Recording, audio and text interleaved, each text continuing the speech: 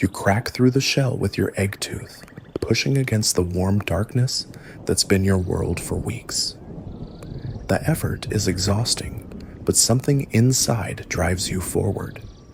Your siblings are doing the same thing around you, 3 other eggs rocking back and forth as tiny beaks work their way to freedom. The nest is nothing fancy, just a hollow carved into the trunk of a cecropia tree, but it's home. Your parents have been taking turns sitting on you, keeping you warm through the cool nights and scorching days. Now finally, you're ready to meet the world. Your first breath of air hits differently than anything you've experienced. It's humid and thick, filled with sounds you don't understand yet. Distant bird calls, rustling leaves, the buzz of insects. You can't see much, your eyes are barely open, and everything appears as blurry shapes and shifting shadows. But you can feel the warmth of your mother's body as she settles back over you and your siblings. You're tiny, naked, and completely helpless. Your oversized beak feels heavy and awkward, nothing like the magnificent tool it will become.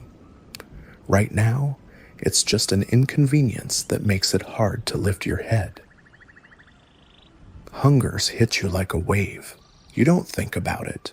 You just open that massive beak and start begging. Your siblings do the same, creating a chorus of desperate peeping that echoes through the hollow. Your parents respond immediately. One of them arrives with something soft and partially digested, fruit pulp that's been broken down just enough for you to swallow. The food drops into your gaping mouth, and you gulp it down without question. It's sweet and mushy, nothing like the fresh fruit you'll crave later, but it's exactly what your growing body needs.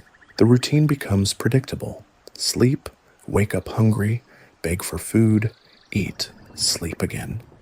Your parents work tirelessly, flying back and forth from the nest with a constant supply of mashed fruit. Sometimes they bring figs, sometimes berries, occasionally something you can't identify but tastes incredible. They never seem to rest. One parent stays with you while the other hunts, then they switch. It's a tag team operation that keeps you fed and protected around the clock. After a week, your eyes open properly for the first time. The world suddenly makes sense in a way it never did before. You can see your siblings clearly now. 3 other awkward creatures that look just as ridiculous as you probably do. Your nest is carved into the side of a tree trunk, and through the entrance you catch glimpses of a vast green world stretching in every direction. The canopy is alive with movement, other birds flying past, monkeys swinging from branch to branch, insects buzzing in the filtered sunlight. It's overwhelming and exciting at the same time. Your body starts changing rapidly. Pin feathers push through your skin, making you look like a tiny porcupine. The process is uncomfortable and itchy, but your parents help by preening you gently, removing the protective sheaths as your real feathers emerge. Your beak is growing too, becoming more proportional to your body, though it still looks absurdly large. The bright colors haven't appeared yet. You're mostly gray and dull, built for camouflage rather than display. Food becomes more interesting as you get older. Your parents start bringing whole pieces of fruit instead of pre-digested mush. You learn to manipulate food with your beak, tossing berries back into your throat with surprising accuracy. Your beak isn't just growing, it's becoming more sensitive, more precise. You can feel the texture of different fruits, judge their ripeness, even detect subtle flavors that your parents seem to prefer. It's like having a highly advanced tool attached to your face. The nest starts feeling cramped. You and your siblings are getting bigger, and the space that once felt secure now feels restrictive. You find yourself edging toward the entrance more often, peering out at the world beyond. Your parents seem to encourage this curiosity, perching at the opening and calling to you with soft, encouraging sounds. They're preparing you for something, though you don't understand what yet. Your first glimpse of the outside world is both terrifying and exhilarating. One of your parents lands on a branch just outside the nest, close enough to touch, but clearly expecting you to come to them. Your siblings huddle behind you, equally nervous. The drop below looks endless, a maze of branches and leaves that disappears into shadow. But your parent keeps calling, and something deep inside tells you this is what you're supposed to do. You take that first leap of faith. Your wings, still small and underdeveloped, flap frantically as you half fall, half fly to the nearest branch. You don't stick the landing. Your claws scramble for grip as you teeter precariously, wings spread for balance. But you made it. You're outside the nest for the first time, and the world suddenly feels infinite. Your parents don't give you time to celebrate. They're already moving to the next branch, calling for you to follow. This is flight school, and there's no time for hesitation. You hop and flutter from branch to branch, building strength in your wings and confidence in your abilities. Each jump gets a little easier, each landing a little more controlled. Your siblings follow behind, creating a small parade of awkward young toucans, learning to navigate their three-dimensional world. The rainforest reveals itself slowly as you explore. Every tree holds new wonders, fruits you've never tasted, birds you've never seen, sounds you can't identify. Your parents guide you toward the best feeding spots, teaching you which fruits are ripe and which ones to avoid. They show you how to reach difficult branches, how to use your beak to pluck fruit from thin twigs, how to balance on unstable perches while you eat. But the forest isn't just full of food, it's full of danger.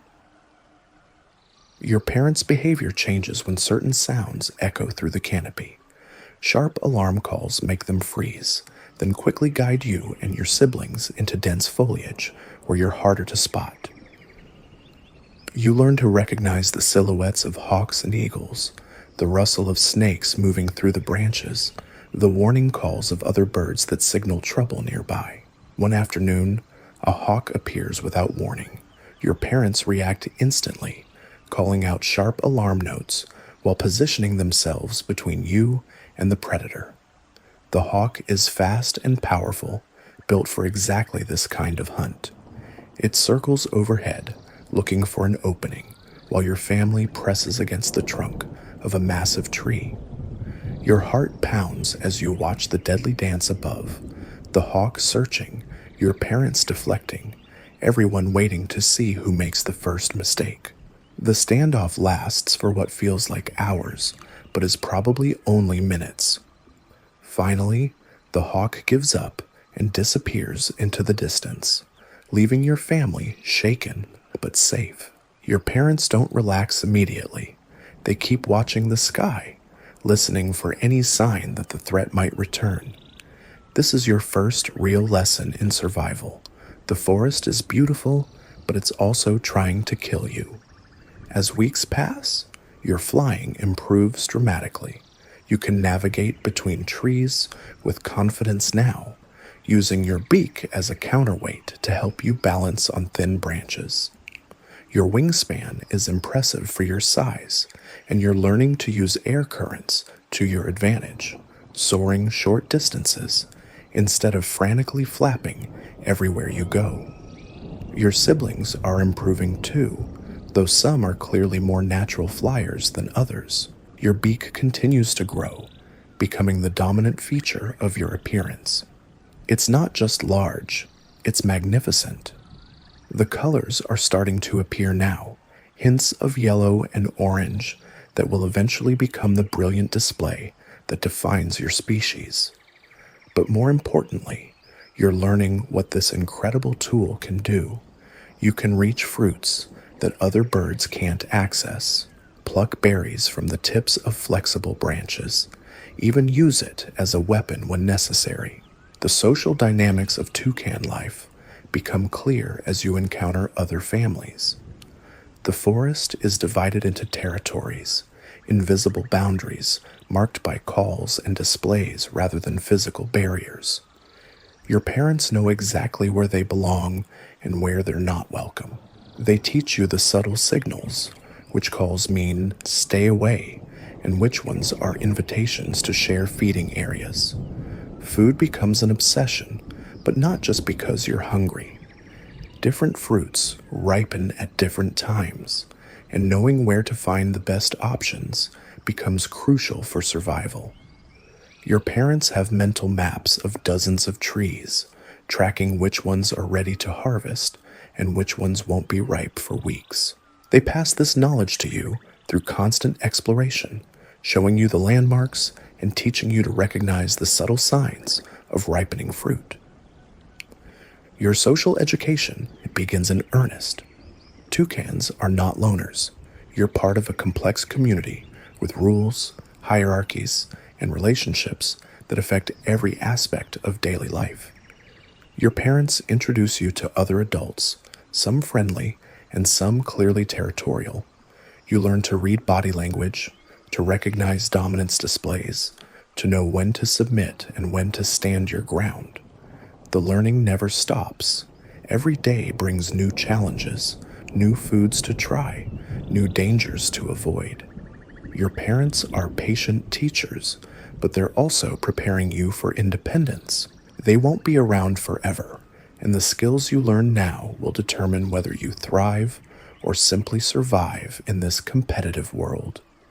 Your beak reaches its adult size before the rest of your body catches up, making you look comically oversized, but also giving you access to the full range of feeding opportunities available to your species. You can now reach deep into tree hollows, pluck fruit from impossible angles, and even catch the occasional insect or small lizard when plant food is scarce. The first time you successfully steal fruit from another bird, your parents seem almost proud. It's not malicious, it's survival. Resources are limited, and knowing how to claim your share is essential.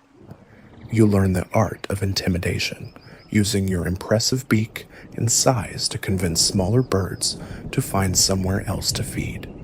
It's not always successful, but it's an important skill in your growing arsenal.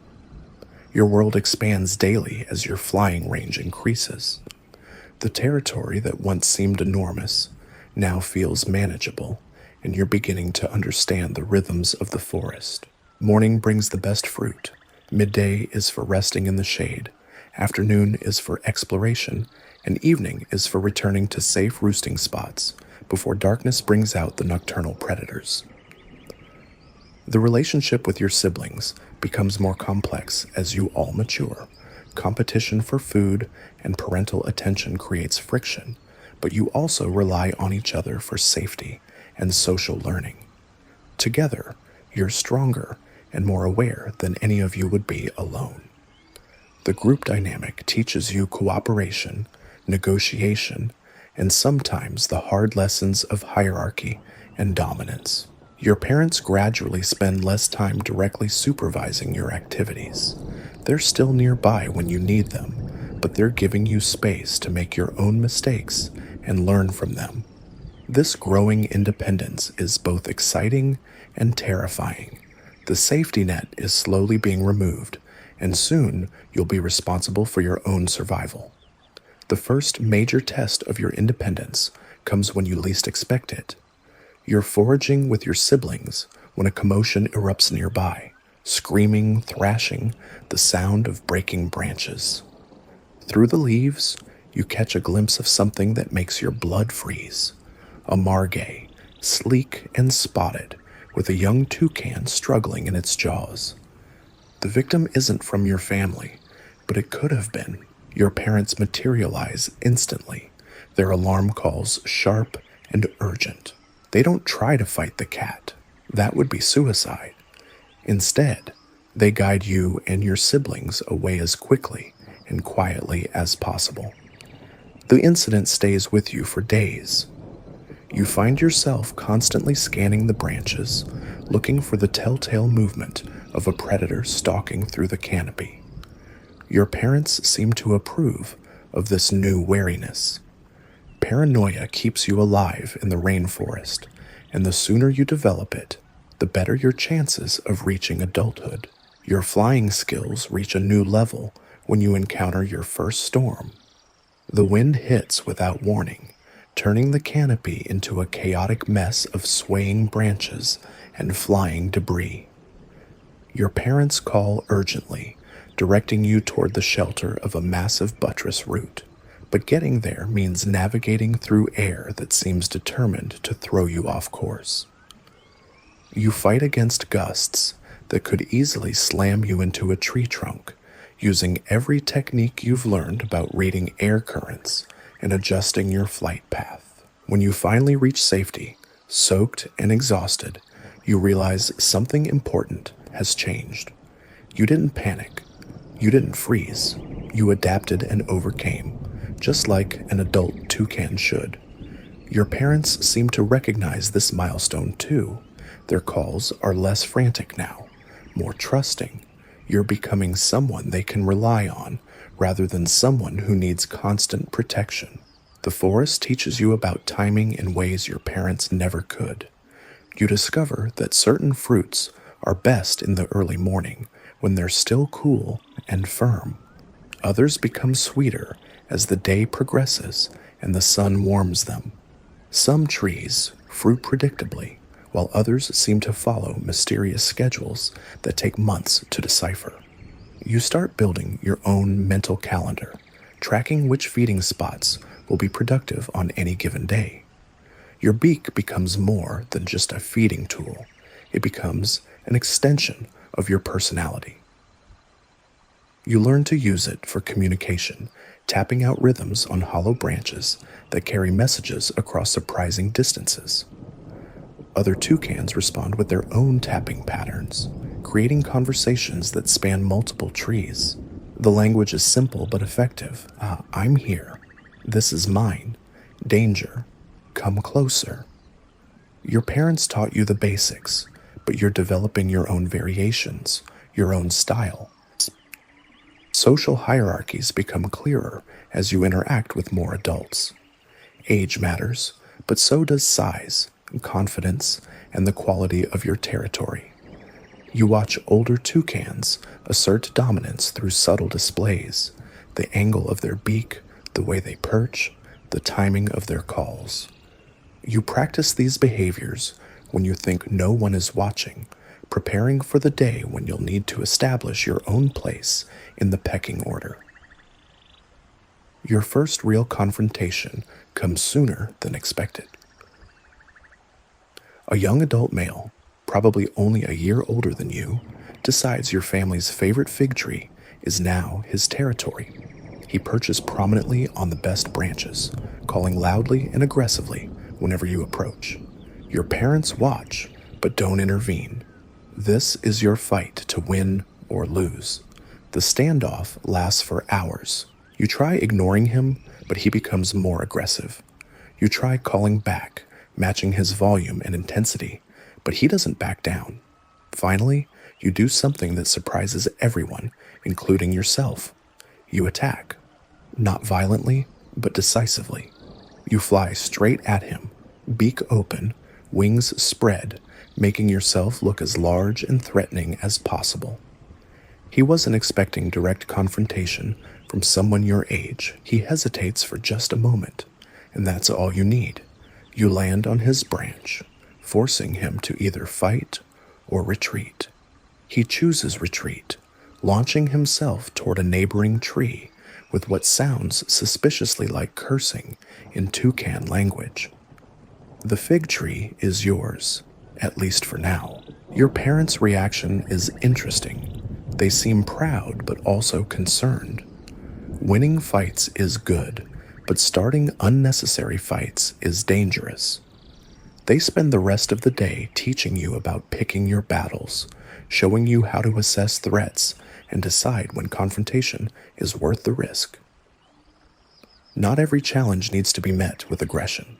Sometimes, strategic withdrawal is the smarter choice.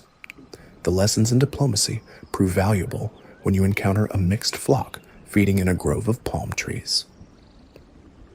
Different species have different feeding styles and different tolerance levels for crowding. The smaller birds are quick and nervous, darting in to grab what they can before fleeing. The larger birds are more methodical, claiming spots and defending them. You learn to read the mood of the group, to find openings where you can feed without triggering conflicts. Your relationship with your siblings evolves as you all approach maturity. The easy cooperation of childhood gives way to something more complex. You still watch out for each other, but you're also competitors now. When food is abundant, you share freely.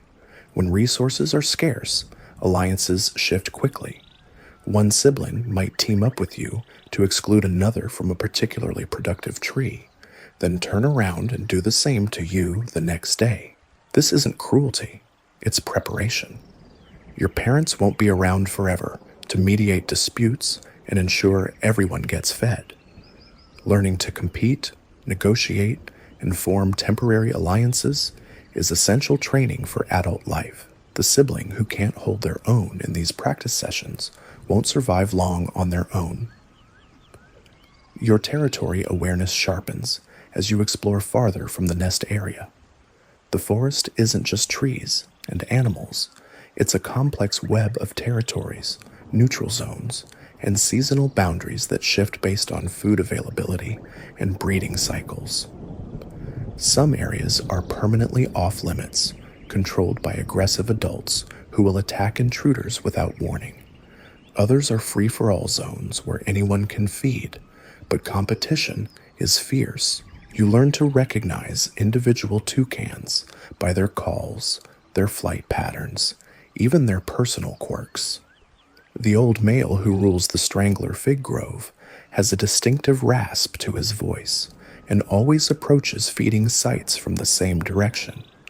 The pair that controls the Cecropia trees near the river has a habit of calling in perfect synchronization, creating an echo effect that's both beautiful and intimidating. Your own voice is maturing, developing the deep, resonant quality that will mark you as an adult. The squeaky peeps of your youth are giving way to proper calls that carry authority and demand respect. You practice in private, working on the subtle variations that convey different meanings. A slight change in pitch can turn a friendly greeting into a territorial warning. The first time another toucan mistakes you for an adult is both thrilling and terrifying. A juvenile approaches your feeding spot with the casual confidence of someone who thinks they're dealing with a peer. When you respond with your best adult call, they freeze in surprise, then quickly retreat. The power is intoxicating, but it also comes with responsibility. Other birds are starting to take you seriously, which means your actions have real consequences now. Your parents begin spending time away from the family group, sometimes disappearing for hours at a time. They're not abandoning you, they're giving you space to develop independence, while remaining close enough to help if serious danger threatens. It's a delicate balance, and you can sense their struggle between protective instincts and the need to prepare you for life on your own.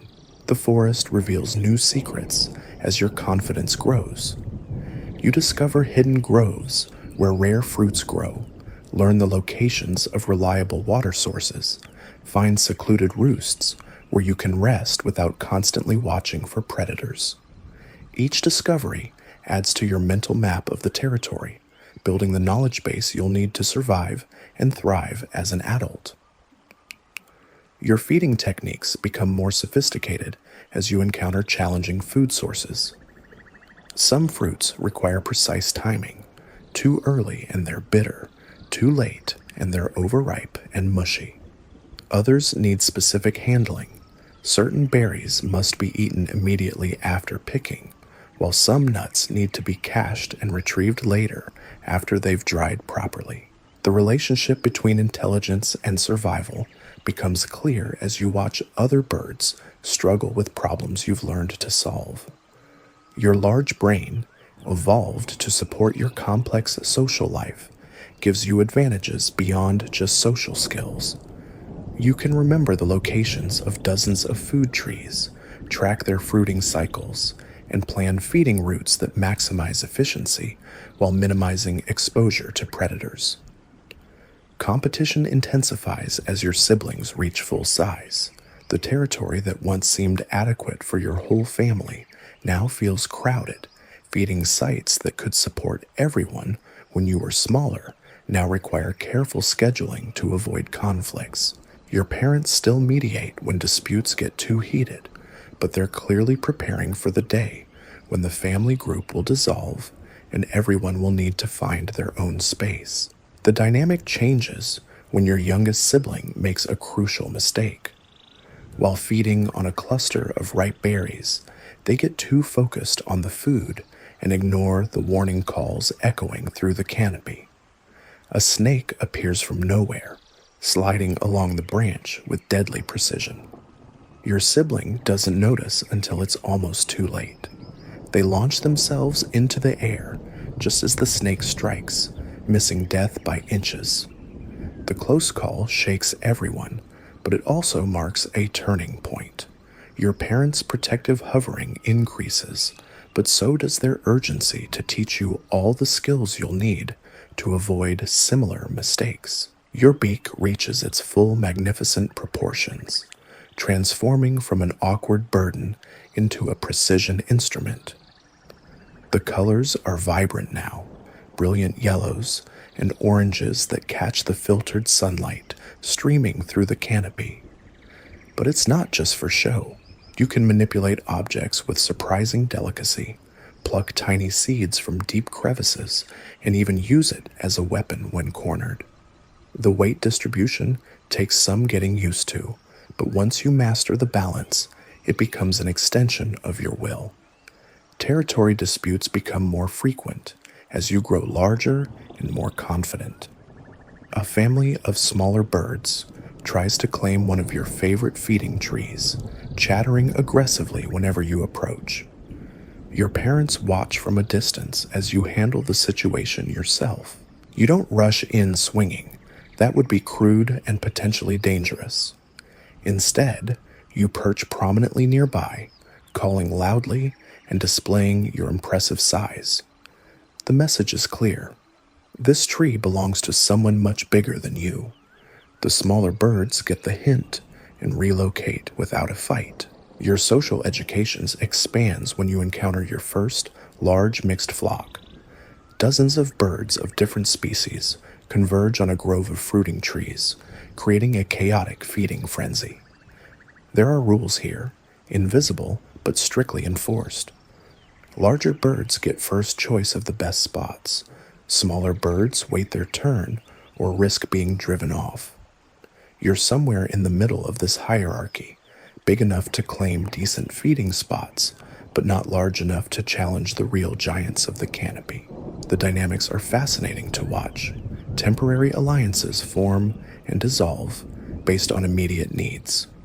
Two species might cooperate to drive off a third, then turn on each other moments later when competition for a particularly choice fruit gets intense. You learn to read the mood of the crowd, to sense when tensions are rising and violence might erupt. Sometimes the smart move is to grab what you can and leave before things get ugly. Your first real injury comes during one of these feeding frenzies. A larger bird decides you're getting too close to their preferred branch and delivers a sharp bite to your wing. It's not serious, more of a warning than an attack, but it draws blood and hurts more than you expected. Your parents appear instantly, ready to escalate the situation, but you wave them off. This is part of growing up, and you need to handle it yourself. The wound heals quickly, but the lesson sticks. Every interaction has potential consequences, and size alone doesn't guarantee success. Speed, intelligence, and knowing when to retreat are just as important as physical strength. You start paying more attention to body language, learning to recognize the subtle signs that precede aggression.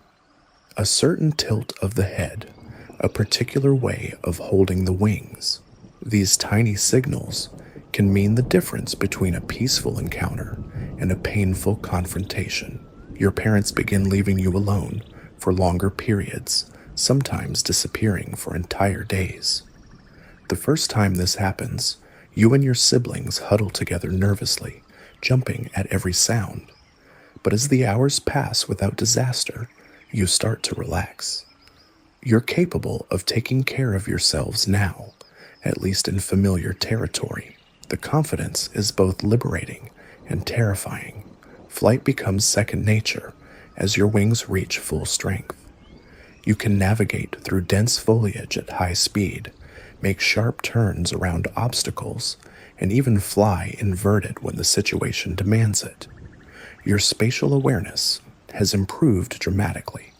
You can judge distances accurately, predict the movement of swaying branches, and compensate for wind gusts that would have knocked you off course months ago. The forest reveals different aspects of itself depending on when you explore. Dawn brings a symphony of bird calls as everyone announces their presence and establishes territorial boundaries for the day. Midday is quieter, with most animals seeking shade and rest during the hottest hours. Evening sees another burst of activity as creatures emerge to feed before nightfall.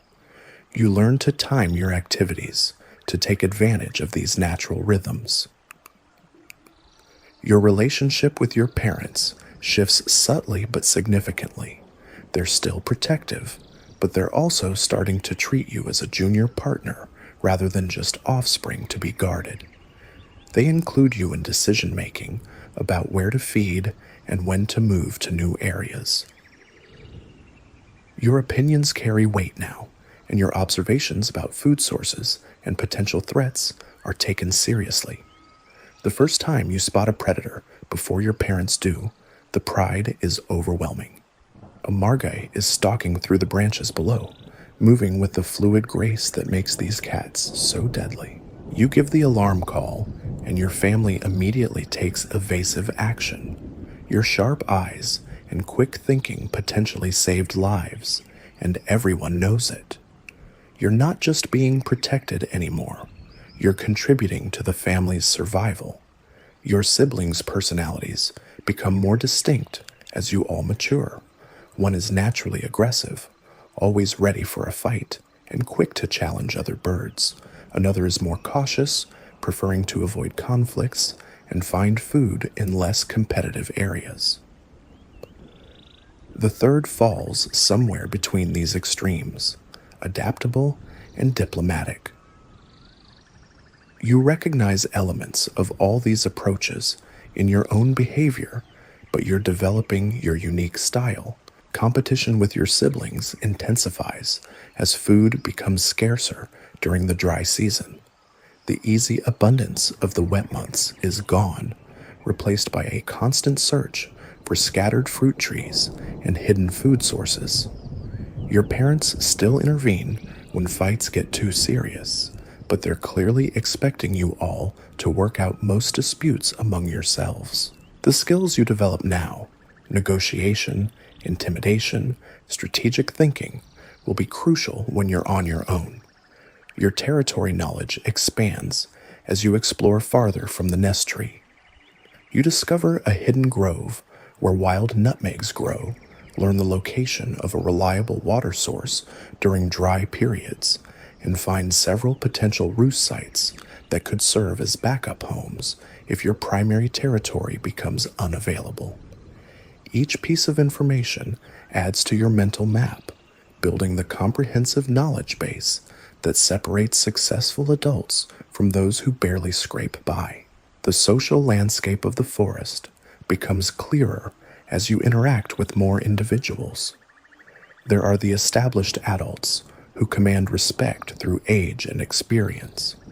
There are the aggressive middle-aged birds who compensate for declining physical abilities with increased territorial behavior. There are the young adults like yourself, still finding their place in the hierarchy, and there are the juveniles, just beginning their journey toward independence. Your first successful intimidation of an adult bird is a milestone you'll remember forever. A smaller species tries to claim a feeding spot you've been using regularly, chattering aggressively and refusing to back down despite your obvious size advantage. Instead of attacking, you employ a technique you've observed in older birds. You simply perch nearby and stare. The intensity of your gaze, combined with your impressive beak and confident posture, eventually breaks their nerve. They relocate without violence, acknowledging your dominance through behavior rather than combat. The technique proves so effective that you start using it regularly. Sometimes a simple display of confidence is enough to avoid potentially dangerous confrontations. Other birds read your body language and make their own decisions about whether challenging you is worth the risk. Most of the time, they decide it isn't. Your parents' behavior becomes increasingly unpredictable as breeding season approaches. They spend more time together, calling in synchronized patterns and engaging in elaborate displays you don't fully understand yet. They're also more aggressive toward other adults, driving away birds they previously tolerated in their territory. The family dynamic is shifting, and you sense that major changes are coming. The first serious fight you witness between adult toucans is both educational and terrifying. Two large males clash over access to a grove of fig trees, their calls echoing through the forest as they chase each other through the canopy. Beaks snap dangerously close to eyes and wings. Feathers fly as they grapple on branches that bend dangerously under their combined weight. The violence is brief but intense, ending only when one combatant retreats with visible injuries. Your parents use the incident as a teaching moment, explaining the importance of choosing battles carefully. Not every territorial dispute needs to escalate to violence, but when it does, you need to be prepared to fight with everything you have. Half-hearted aggression is worse than no aggression at all. It invites retaliation without achieving your goals. The lessons in combat tactics are more sophisticated than you expected. It's not just about size and strength, though those matter. Timing is crucial, striking when your opponent is off balance or distracted. Positioning matters too. Forcing fights to happen on branches you know well gives you a significant advantage. And psychology plays a role. Birds that fight with obvious confidence often win before the physical confrontation even begins. Your flying skills reach new heights as you learn to use air currents more effectively. The forest creates complex wind patterns as air flows over and around the canopy, creating updrafts, downdrafts, and turbulent zones that can either help or hinder your movement. You learn to read these invisible highways, using them to conserve energy during long flights and gain speed when pursuing food or evading threats. The relationship between intelligence and survival becomes more apparent as you face increasingly complex challenges. Finding food isn't just about knowing which trees fruit when. It's about understanding the subtle environmental cues that predict when fruiting will occur, reading the behavior of other animals to locate hidden food sources, and developing contingency plans for when preferred foods become unavailable. Your memory proves to be one of your greatest assets. You can remember the exact location of dozens of food trees, track the personal territories of individual birds, and recall which areas are safe to visit at different times of day. This mental database grows constantly as you explore new areas and encounter new situations. The information compounds, making you more effective and efficient with each passing week. Your siblings begin spending more time apart as the family group gradually dissolves. It's not a sudden break, more of a gradual drift as everyone starts establishing their own routines and preferences. You still roost together most nights, but the days are increasingly spent in separate activities. The easy cooperation of childhood is giving way to the competitive independence of adulthood. One morning, you wake to find one of your siblings gone. No goodbye, no explanation. They simply flew away sometime during the night to begin their own adult life. Your parents seem unsurprised, almost relieved. The territory is becoming too crowded for everyone, and natural dispersal is the solution. You wonder when your own time will come, and whether you'll know in advance or just feel the sudden urge to leave everything familiar behind. The answer comes sooner than expected. Over the next few days, you find yourself drawn to the edges of your family's territory, spending hours staring into the unknown forest beyond. The familiar trees that once represented security now feel limiting. Your parents notice the change, but don't try to stop you. They've seen this restlessness before in your departed sibling. It's natural, inevitable, and necessary. Your remaining siblings react differently to your growing distance. One seems relieved, less competition for the best feeding spots. The other appears almost desperate to maintain the old connections, following you around and trying to engage you in the games you used to play together. But those games feel childish now, irrelevant to the serious business of preparing for independence. The morning you leave, there's no dramatic farewell scene. You simply wake up knowing that today is different. Your parents are already gone, off on their own foraging expedition. Your siblings are still asleep. You spread your wings, feeling their full span and the power they represent, and launch yourself into the gray pre-dawn light. Behind you, the nest tree grows smaller and smaller until it disappears entirely into the green maze of the canopy. Flying alone feels different than flying with your family. Every decision is yours: where to go, when to stop, how to react to potential threats. The freedom is intoxicating, but so is the responsibility. There's no safety net now, no parents to bail you out if you make a serious mistake. You're officially an adult toucan, even if you don't feel ready for the title. Your first challenge comes within hours. Hunger drives you toward a cluster of fruiting trees, but as you approach, you realize they're already occupied. A pair of adult toucans has claimed the area, and they make it clear that visitors aren't welcome. Their calls are sharp and aggressive, their postures threatening. This is your first real test of adult conflict resolution. You could fight, but the odds aren't good.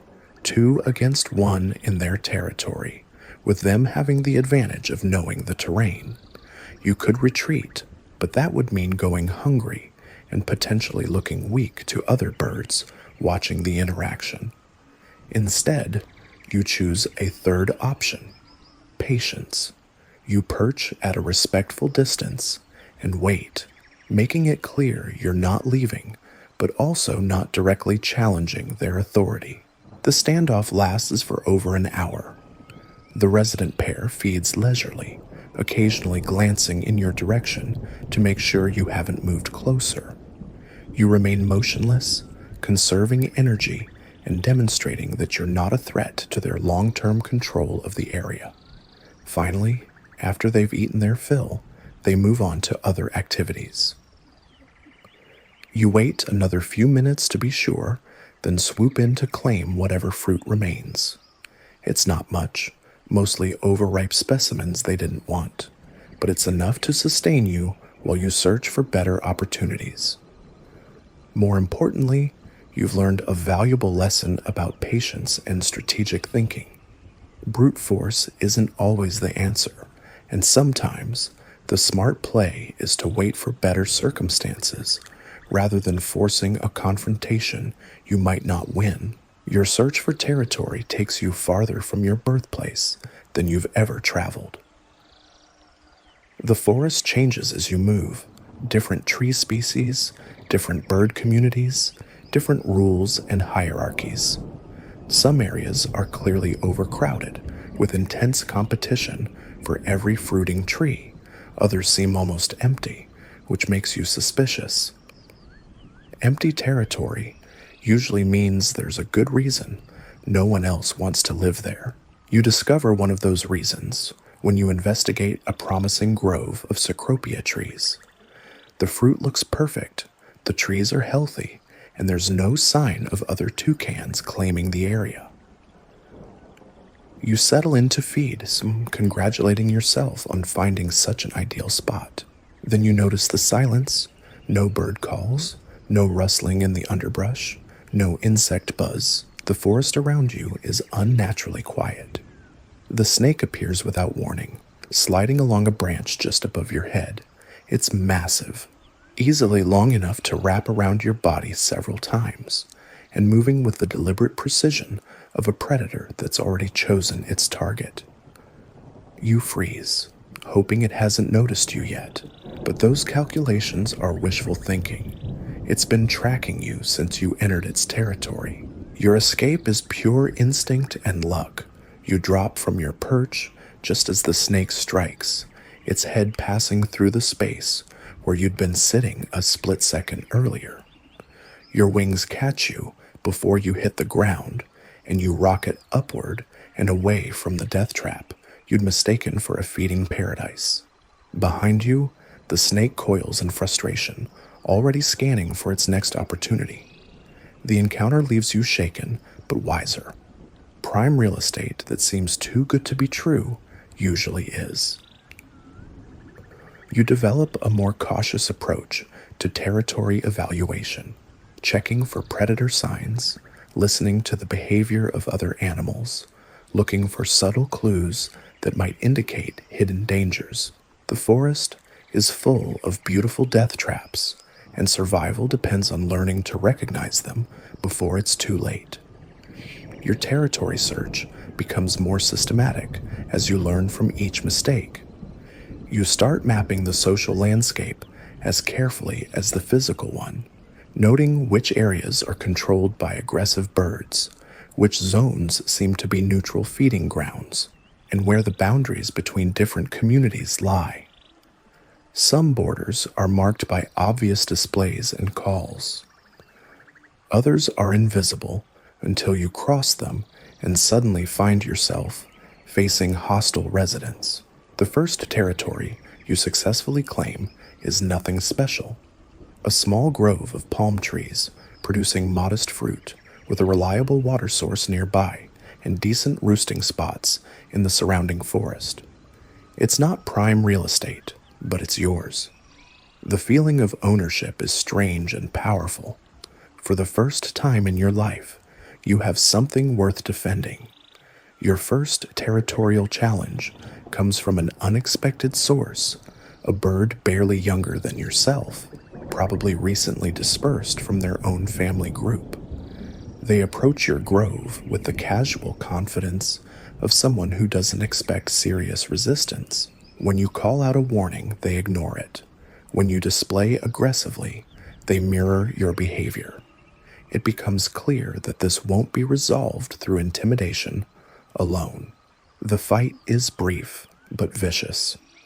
You have the advantage of knowing the terrain, but your opponent has the desperation of someone with nowhere else to go. Beaks clash, wings beat frantically for balance, and both of you nearly fall from the branches multiple times. The turning point comes when you manage to pin your opponent against the trunk of a palm tree, using your superior position to deliver a series of sharp strikes that break their will to continue. They retreat with what sounds like cursing in Toucan language, but they don't go far. For the next several days, you spot them lurking at the edges of your territory, looking for opportunities to sneak in and steal fruit. You have to remain constantly vigilant, chasing them off repeatedly until they finally give up and look for easier targets elsewhere. The victory establishes your reputation in the local community. Other birds take note of your willingness to fight for what's yours, and most decide it's easier to look elsewhere rather than test your resolve. But reputation is a double-edged sword. It deters some challenges while attracting others. Older, more experienced birds sometimes probe your defenses, testing whether your bark is worse than your bite. Your territory gradually expands as you win these contests and claim adjacent areas. Each victory brings new resources, but also new responsibilities. More territory means more borders to patrol, more potential conflicts to manage, and more energy spent on defense rather than feeding. You start to understand why some birds choose smaller, easily defended territories over larger, more vulnerable ones. The social dynamics of the forest become clearer as you interact with your neighbors on a daily basis. There's the old male who controls the strangler fig grove, too experienced to challenge directly, but sometimes willing to share resources during times of abundance. There's the aggressive pair who defend their cecropia trees with vicious enthusiasm, attacking anyone who comes too close. And there's the crafty female who seems to have territories everywhere, maintaining multiple smaller holdings rather than one large domain. Your feeding strategies become more sophisticated as you learn to exploit different niches. Some trees fruit predictably, allowing you to plan your daily routine around reliable food sources.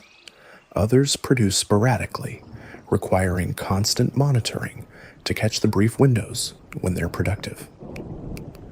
You develop a mental calendar of fruiting cycles, tracking dozens of trees across your expanding territory. The art of food storage becomes crucial during leaner periods.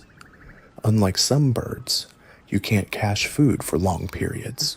Your preferred fruits rot too quickly, but you can time your feeding to take advantage of natural preservation. Fruits eaten in the cool morning hours provide more sustained energy than those consumed during the heat of midday. Some varieties actually improve in flavor if left on the tree for an extra day or two after ripening. Your relationship with other species becomes more complex as your territory overlaps with their ranges.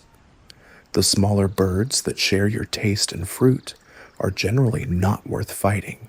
They eat so little that they're hardly competition, but they can be useful allies, their alarm calls warning you of approaching predators or territorial intruders.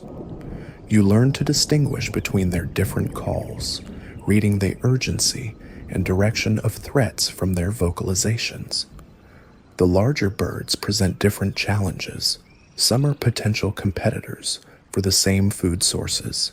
Others are predators that view you as prey rather than rival. A few are simply territorial, attacking anything that enters their domain regardless of species or intent. Learning to read these different categories and respond appropriately becomes essential for daily survival. Your first encounter with a harpy eagle nearly ends your story before it really begins. The massive raptor appears overhead without warning, circling your territory with the lazy confidence of an apex predator. You freeze, hoping your stillness will make you invisible, but those calculations prove optimistic. The eagle has already spotted you and is simply choosing the best angle of attack. Your escape relies on terrain knowledge and desperation. You dive toward the densest part of the canopy, using the tangled branches and thick foliage to break the eagle's line of sight. Behind you, massive wings beat frantically as the predator tries to follow, but the tight quarters work in your favor. The eagle is built for open-air attacks, not close quarters pursuit through dense vegetation. You emerge on the far side of the thicket, heart pounding and feathers disheveled, but alive. The eagle circles overhead for a few more minutes, then moves on to easier hunting grounds.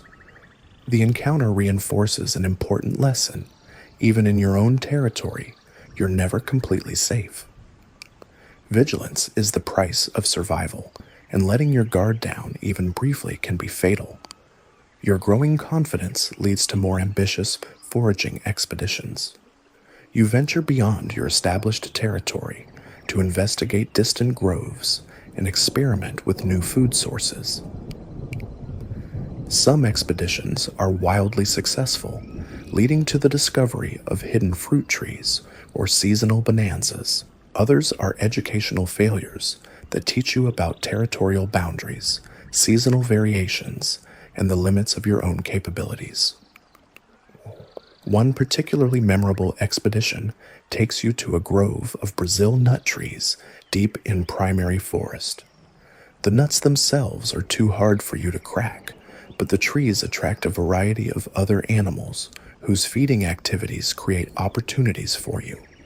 Monkeys drop partially eaten fruits, agudas scatter seeds that sometimes sprout edible shoots, and the constant activity attracts insects that make tasty supplements to your primarily vegetarian diet. The ecosystem around the Brazil nut grove is more complex than anything you've encountered before. Different animals feed at different times, creating a 24-hour cycle of activity that peaks and valleys in predictable patterns. By timing your visits carefully, you can take advantage of the spillover from other species feeding without directly competing with them. Your social skills develop rapidly as you encounter more diverse bird communities. Each group has its own communication style, territorial customs, and hierarchy rules. What passes for polite behavior in one community might be considered aggressive in another.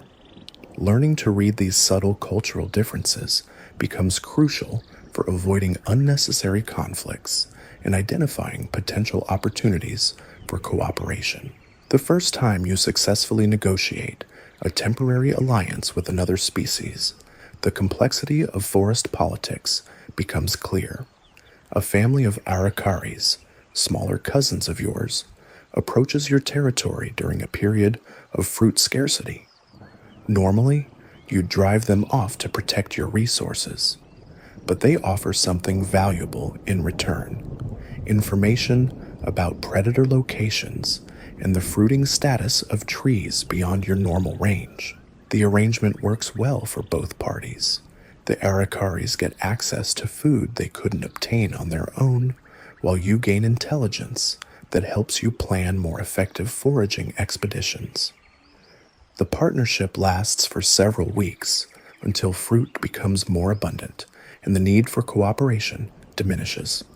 But the precedent is established. Sometimes cooperation serves your interests better than competition. Your territory reaches what feels like optimal size as the dry season approaches. Any larger, and you wouldn't be able to defend it effectively. Any smaller, and you might not have enough resources to survive lean periods. The boundaries are well established now, marked by regular patrols and reinforced by successful defenses against intruders. Other birds in the area have learned to respect your claims, and open challenges become increasingly rare.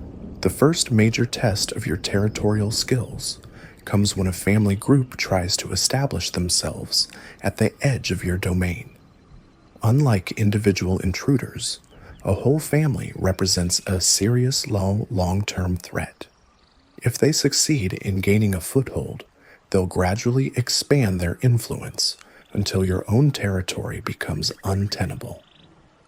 This is a challenge you can't ignore or postpone. The conflict unfolds over several days as both sides probe for weaknesses and test resolve.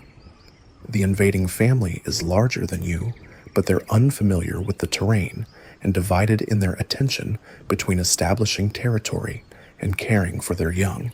You use these disadvantages, launching hit-and-run attacks that force them to constantly defend rather than expand. The decisive confrontation comes when you catch the family's dominant male alone, separated from his support network. The fight is intense but brief. He's strong, but you're fighting for everything you've built over months of hard work. When he retreats, bloodied and defeated, the rest of his family quickly abandons their territorial ambitions and moves on to less contested areas. Your victory establishes you as a serious player in the local hierarchy. Word spreads through the bird community that your territory is well defended and your resolve is genuine. The reputation deters casual intruders and earns you a measure of respect from neighboring territory holders, but it also attracts attention from higher-level competitors who view your growing influence as a potential threat to their own interests. The forest reveals new aspects of itself as your understanding deepens. What once seemed like random chaos now shows clear patterns and relationships. The timing of different species' activities, the ebb and flow of fruit production, the seasonal movements of predators, all of these elements interact in complex ways that affect your daily survival calculations.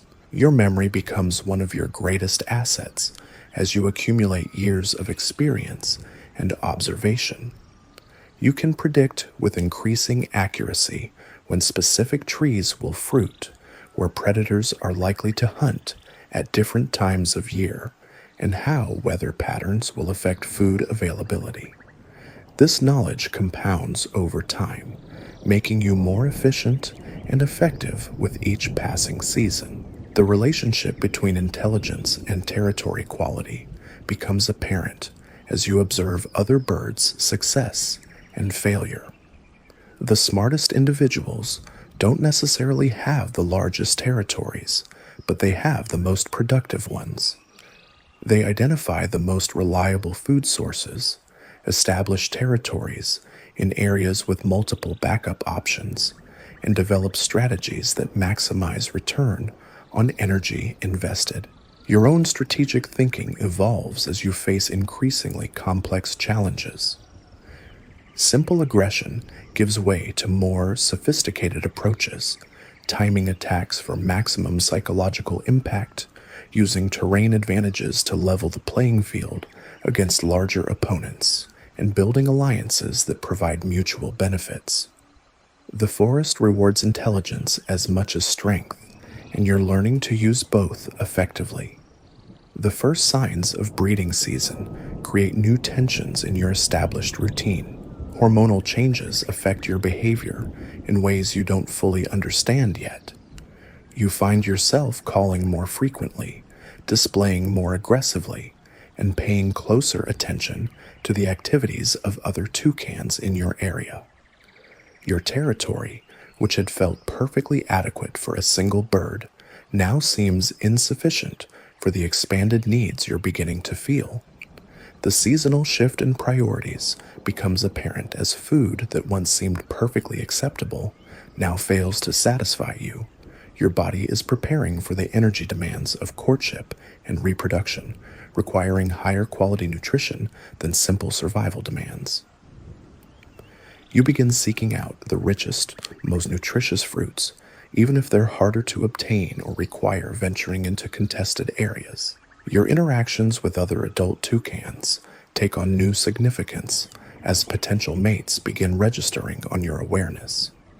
Birds you previously viewed simply as competitors or neighbors now trigger different responses. Some seem attractive in ways you can't articulate. Others provoke territorial reactions that go beyond simple resource protection. The social landscape of the forest is becoming more complex and emotionally charged. The first time you see a potential mate, the recognition is instant and overwhelming. She's feeding in a neutral zone between territories, her movements graceful and confident. Her calls are melodic and complex, suggesting intelligence and good health. When she notices your attention and doesn't immediately flee or attack, something fundamental shifts in your priorities. Your approach is cautious and respectful. Charging in aggressively would be counterproductive and potentially dangerous. Instead, you begin with subtle displays designed to demonstrate your quality as a potential partner. Your calls become more elaborate, showcasing your vocal abilities. Your flight patterns become more acrobatic, improving your physical fitness. Your feeding behavior becomes more selective, showing your ability to obtain high-quality resources. Her responses are encouraging, but non-committal. She doesn't drive you away, but she doesn't actively encourage your advances either. This is the beginning of a complex courtship dance that could last weeks or months, depending on her standards and your persistence. The investment of time and energy is enormous, but the potential rewards justify that effort. Your courtship strategy evolves as you learn her preferences and boundaries. She favors certain types of fruit over others, so you begin bringing her the choicest specimens from your territory: perfect figs, still warm from the morning sun, berries at peak ripeness, exotic fruits from trees that require dangerous climbs to access. Each offering is a demonstration of your foraging skills and your willingness to take risks for her benefit. The competition intensifies when other males notice her presence. A larger, older male begins displaying nearby, his calls deeper and more resonant than yours. His territory is more established, his resources more abundant. But you have advantages too: youth, agility, and the desperation of someone with everything to prove. When he tries to monopolize her attention, you don't back down. Instead, you escalate your own displays, turning the courtship into a direct competition. The rivalry plays out over several days of increasingly elaborate performances. Both of you call from prominent perches, trying to outdo each other's vocal complexity. You engage in aerial displays that push your flying skills to their limits, diving and soaring in patterns designed to showcase speed, precision, and fearlessness. The female watches these demonstrations with what appears to be mild amusement, occasionally calling back, but mostly remaining non-committal. Your breakthrough comes when you discover her weakness for a particular type of small, sweet fruit that grows on vines in the darkest parts of the understory. The location is dangerous: poor visibility, limited escape routes, prime territory for ambush predators. But the fruit is exceptional, and more importantly, difficult to obtain. When you present her with a beak full of these rare delicacies, her response is immediate and positive. The other male tries to match your offering, but his attempt ends in embarrassing failure. He's too large to navigate the tight spaces where the vines grow, too slow to avoid the thorns that guard the best fruit.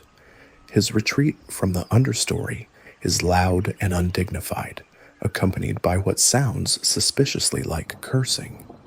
Your rival's failure makes your success look even more impressive by comparison. Her acceptance comes gradually, then suddenly. One morning, instead of maintaining her usual careful distance, she perches close enough for mutual preening. The intimacy is overwhelming. The gentle touch of her beak, arranging your feathers, the trust implied in allowing you to do the same for her. This is more than just courtship behavior. It's the beginning of a pair bond that could last for years. The transformation in your priorities is immediate and dramatic. Your territory, which once existed solely to support your individual needs, now must accommodate two birds with potentially different preferences and requirements. You begin expanding into areas you'd previously avoided, driven by the need to provide for both yourself and your mate. The risks are higher, but so are the potential rewards. Your mate brings her own knowledge and skills to the partnership. She knows about food sources you'd never discovered, has established relationships with birds you'd never encountered, and possesses techniques for extracting maximum nutrition from marginal resources. The combination of your territories and abilities creates a more robust foundation for survival than either of you could maintain alone. Territory defense becomes more complex with two birds to coordinate. You develop new strategies that take advantage of your combined capabilities. One bird distracting intruders while the other flanks them, synchronized calling that makes your territory sound more densely populated than it actually is, and tag team patrols that allow you to cover more ground while maintaining constant vigilance. Your first major challenge as a pair comes from an unexpected source: a group of younger birds testing the boundaries of your expanded territory. They're not individually threatening, but their numbers and persistence pose a serious problem. Traditional intimidation tactics don't work well against groups, and direct confrontation would be risky against multiple opponents. The solution requires sophisticated coordination between you and your mate. While you engage the intruders directly, drawing their attention and keeping them occupied, she circles around to attack from behind. The pincer movement confuses and demoralizes the group, making them feel surrounded and outnumbered. The psychological impact is devastating. They retreat not just from your territory, but from the entire area, apparently convinced that challenging your pair bond is futile. Your success as a team builds confidence and refines your cooperative techniques. You develop a communication system of subtle calls and gestures that allows you to coordinate actions without alerting potential threats. Your mate's presence makes you bolder and more aggressive, while your support seems to have the same effect on her. Together, you're more than the sum of your individual capabilities. The search for a suitable nesting site becomes your primary focus as breeding season approaches. The requirements are specific and demanding: a tree cavity large enough for both of you, positioned high enough to discourage ground predators, with multiple escape routes in case of aerial attack, and located within easy flying distance of reliable food sources. Finding all these qualities in a single location proves more challenging than expected. Your first choice, a perfect hollow in a massive cecropia tree, is already occupied by a family of woodpeckers.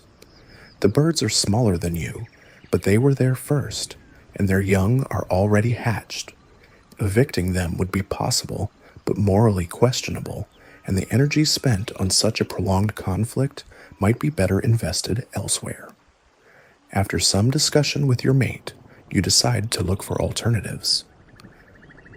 The second option is promising but flawed: a cavity in a strangler fig that's the right size and well positioned, but located too close to the territory of an aggressive pair of hawk eagles. The raptors aren't specifically targeting toucans, but they're opportunistic hunters who wouldn't hesitate to take eggs or nestlings if the opportunity presented itself. The risk assessment is complex, weighing the quality of the site against the probability of predation. Your mate's perspective proves crucial in the decision-making process. She's more risk-averse than you, having survived longer by being cautious rather than bold. Her concerns about the hawk-eagle proximity are well-founded. She's witnessed similar situations where pairs lost entire clutches to opportunistic predators. Her caution balances your optimism, leading to better overall decision-making. The site you eventually choose is a compromise, not perfect, but acceptable. A hollow in a palm tree that's large enough, but not ideal, positioned well, but requiring some modification to improve security. The entrance hole needs to be enlarged slightly to accommodate your size, but not so much that it becomes vulnerable to larger predators. The work requires several days of careful excavation, taking turns to avoid exhaustion. Your mate's behavior changes as the nesting site nears completion. She becomes more selective about food, seeking out the highest quality nutrients to support egg production. Her territorial aggression increases, particularly toward other females who might represent competition for resources or nesting sites. The hormonal changes are obvious and dramatic, transforming her from a cooperative partner into a fierce defender of your shared interests. The first egg appears one morning, small and white, and representing months of preparation and energy investment. Your mate settles onto it immediately, her body curved protectively around the precious cargo. Your role shifts from partner to provider. She'll handle incubation while you handle everything else. The responsibility is overwhelming and exhilarating at the same time. Your daily routine transforms completely as you take on sole responsibility for feeding both yourself and your incubating mate. The energy demands are enormous. She needs high-quality nutrition to maintain her body temperature and support the developing embryo, while you need fuel for extended foraging flights and territorial patrols. The margin for error shrinks dramatically when failure means not just your own death, but the loss of your genetic investment. Foraging becomes more strategic and efficient by necessity. You can't afford to waste time on marginal food sources or engage in unnecessary territorial disputes. Every flight must have a clear objective. Every food source must justify the energy cost of accessing it. Your mental map of the territory becomes more detailed and precise as you optimize routes and timing to maximize productivity. The threats multiply as word spreads through the forest community that you have eggs. Nest predators emerge from hiding places you didn't know existed: snakes, monkeys, coatis, even other birds looking for easy protein. Your mate's vulnerability during incubation makes your territory a target for creatures that wouldn't normally bother with adult toucans. Vigilance becomes a full-time occupation. Your first serious predator encounter comes when a margay discovers your nesting tree. The cat is perfectly adapted for arboreal hunting, silent, agile, and patient enough to wait for hours for the right opportunity. It positions itself on a branch below your nest, motionless except for the occasional flick of its tail, waiting for one of you to make a mistake. The standoff lasts most of the day. You can't attack the cat directly. It's too dangerous and well armed, but you can't leave either, because your absence might give it the opening it needs to reach your mate and eggs. The solution requires patience and psychological warfare. You perch nearby, calling constantly and aggressively, making it clear that you're aware of the threat and prepared to fight if necessary.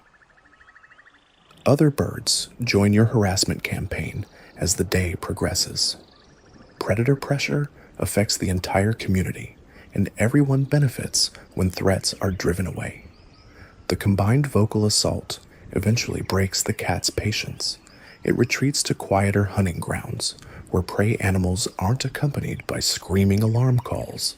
The victory is temporary, but it buys precious time for your eggs to develop. Your mate's dedication during incubation is absolute and inspiring. She rarely leaves the nest, even for essential activities like feeding and drinking. When she does move, it's briefly and reluctantly, always maintaining visual contact with the eggs. Her sacrifice makes your own efforts seem minor by comparison, even though you're pushing yourself to physical and mental limits to keep her supplied with food. The forest community's response to your breeding attempt is mixed. Some neighbors are supportive, offering information about food sources and predator movements. Others seem resentful of the attention and resources your family unit commands. A few are openly hostile, viewing your success as a threat to their own reproductive prospects. The social dynamics become more complex and emotionally charged as the stakes increase. Your second egg appears 3 days after the first, followed by a third 2 days later. The clutch is complete. 3 potential offspring representing the culmination of months of preparation and the foundation of your genetic legacy. Your mate's behavior becomes even more protective as the full scope of her investment becomes clear. She's literally sitting on the future of your bloodline. The incubation period stretches endlessly as you maintain your exhausting routine of foraging, territorial defense, and predator deterrence. Each day brings new challenges and new threats. Food sources become depleted and must be replaced with alternatives. Weather patterns shift, affecting both food availability and predator behavior. Your physical condition deteriorates under the constant stress, but stopping isn't an option. Your flying skills reach new levels of efficiency as necessity drives innovation. You learn to read air currents more precisely, reducing energy expenditure during long foraging flights. Your route planning becomes more sophisticated, incorporating backup options and contingency plans for various scenarios. Your ability to carry multiple food items simultaneously improves, reducing the number of trips required to meet your mate's nutritional needs. The first signs of hatching come earlier than expected. Faint peeping sounds from inside the shells, barely audible unless you're listening carefully. Your mate's behavior changes subtly as she responds to cues you can't detect. Her positioning on the nest becomes more precise, her body temperature regulation more critical. The eggs are no longer just potential, they're becoming reality. Your preparation for parenthood intensifies as the hatching approaches. You scout for the softest, most digestible food sources, knowing that newly hatched chicks will need nutrition that's been pre-processed for easy consumption.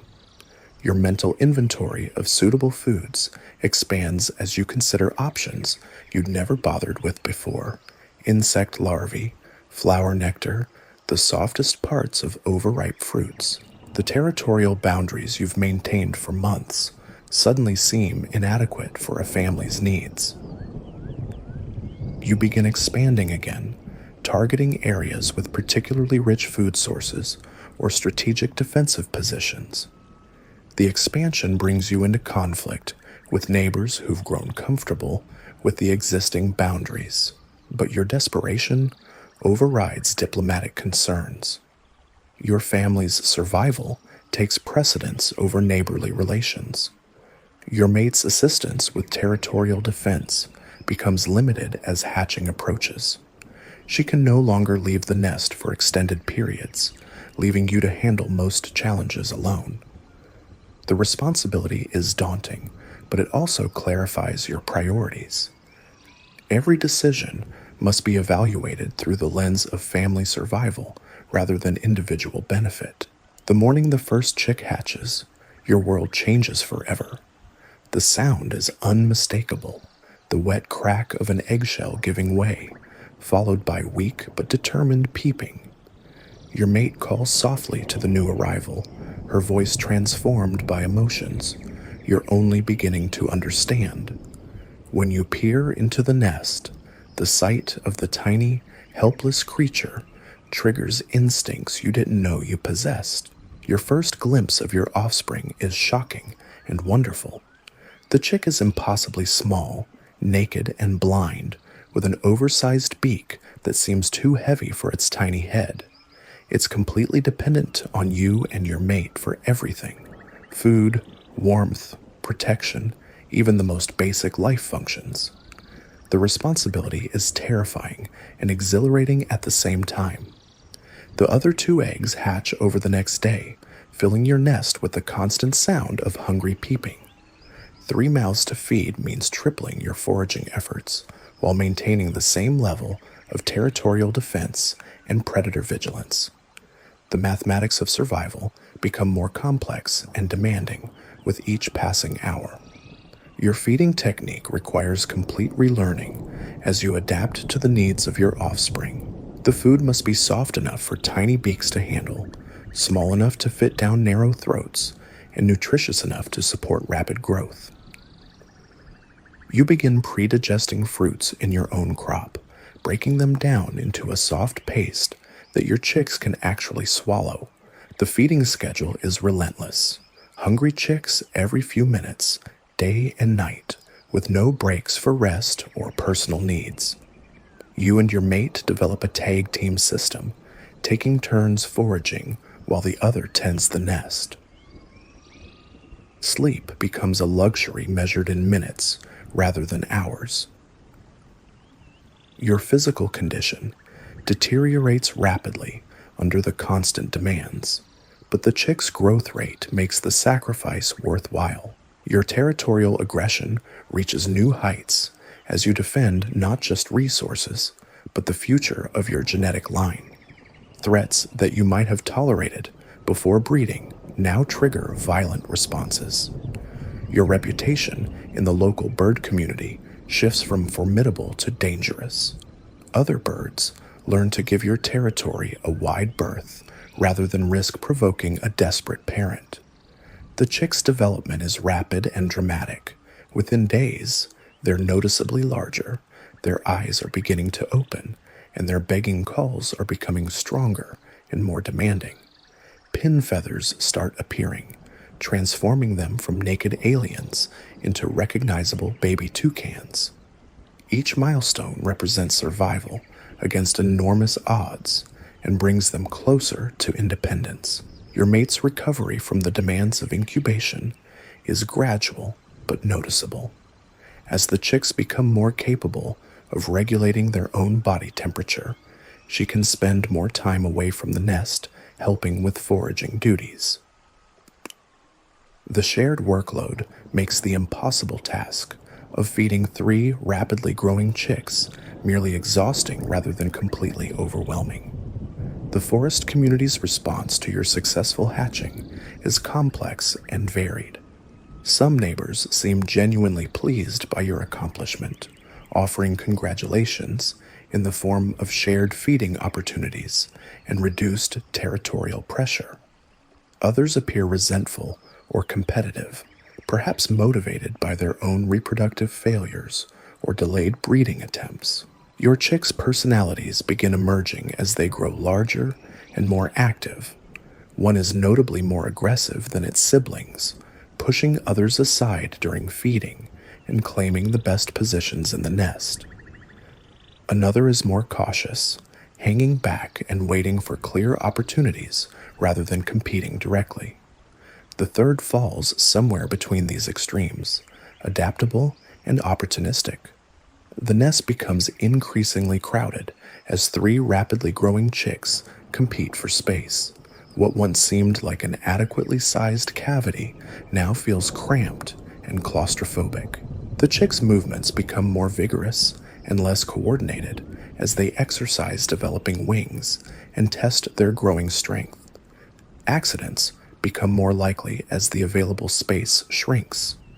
Your feeding flights become longer and more adventurous as nearby food sources become depleted by constant harvesting. You're forced to venture into less familiar territory, taking risks you'd normally avoid to find the quantity and quality of food your family requires. Each expedition is a calculated gamble, the potential rewards balanced against the probability of encountering predators or territorial disputes. The first time one of your chicks successfully grabs food from your beak and manipulates it independently, the pride is overwhelming.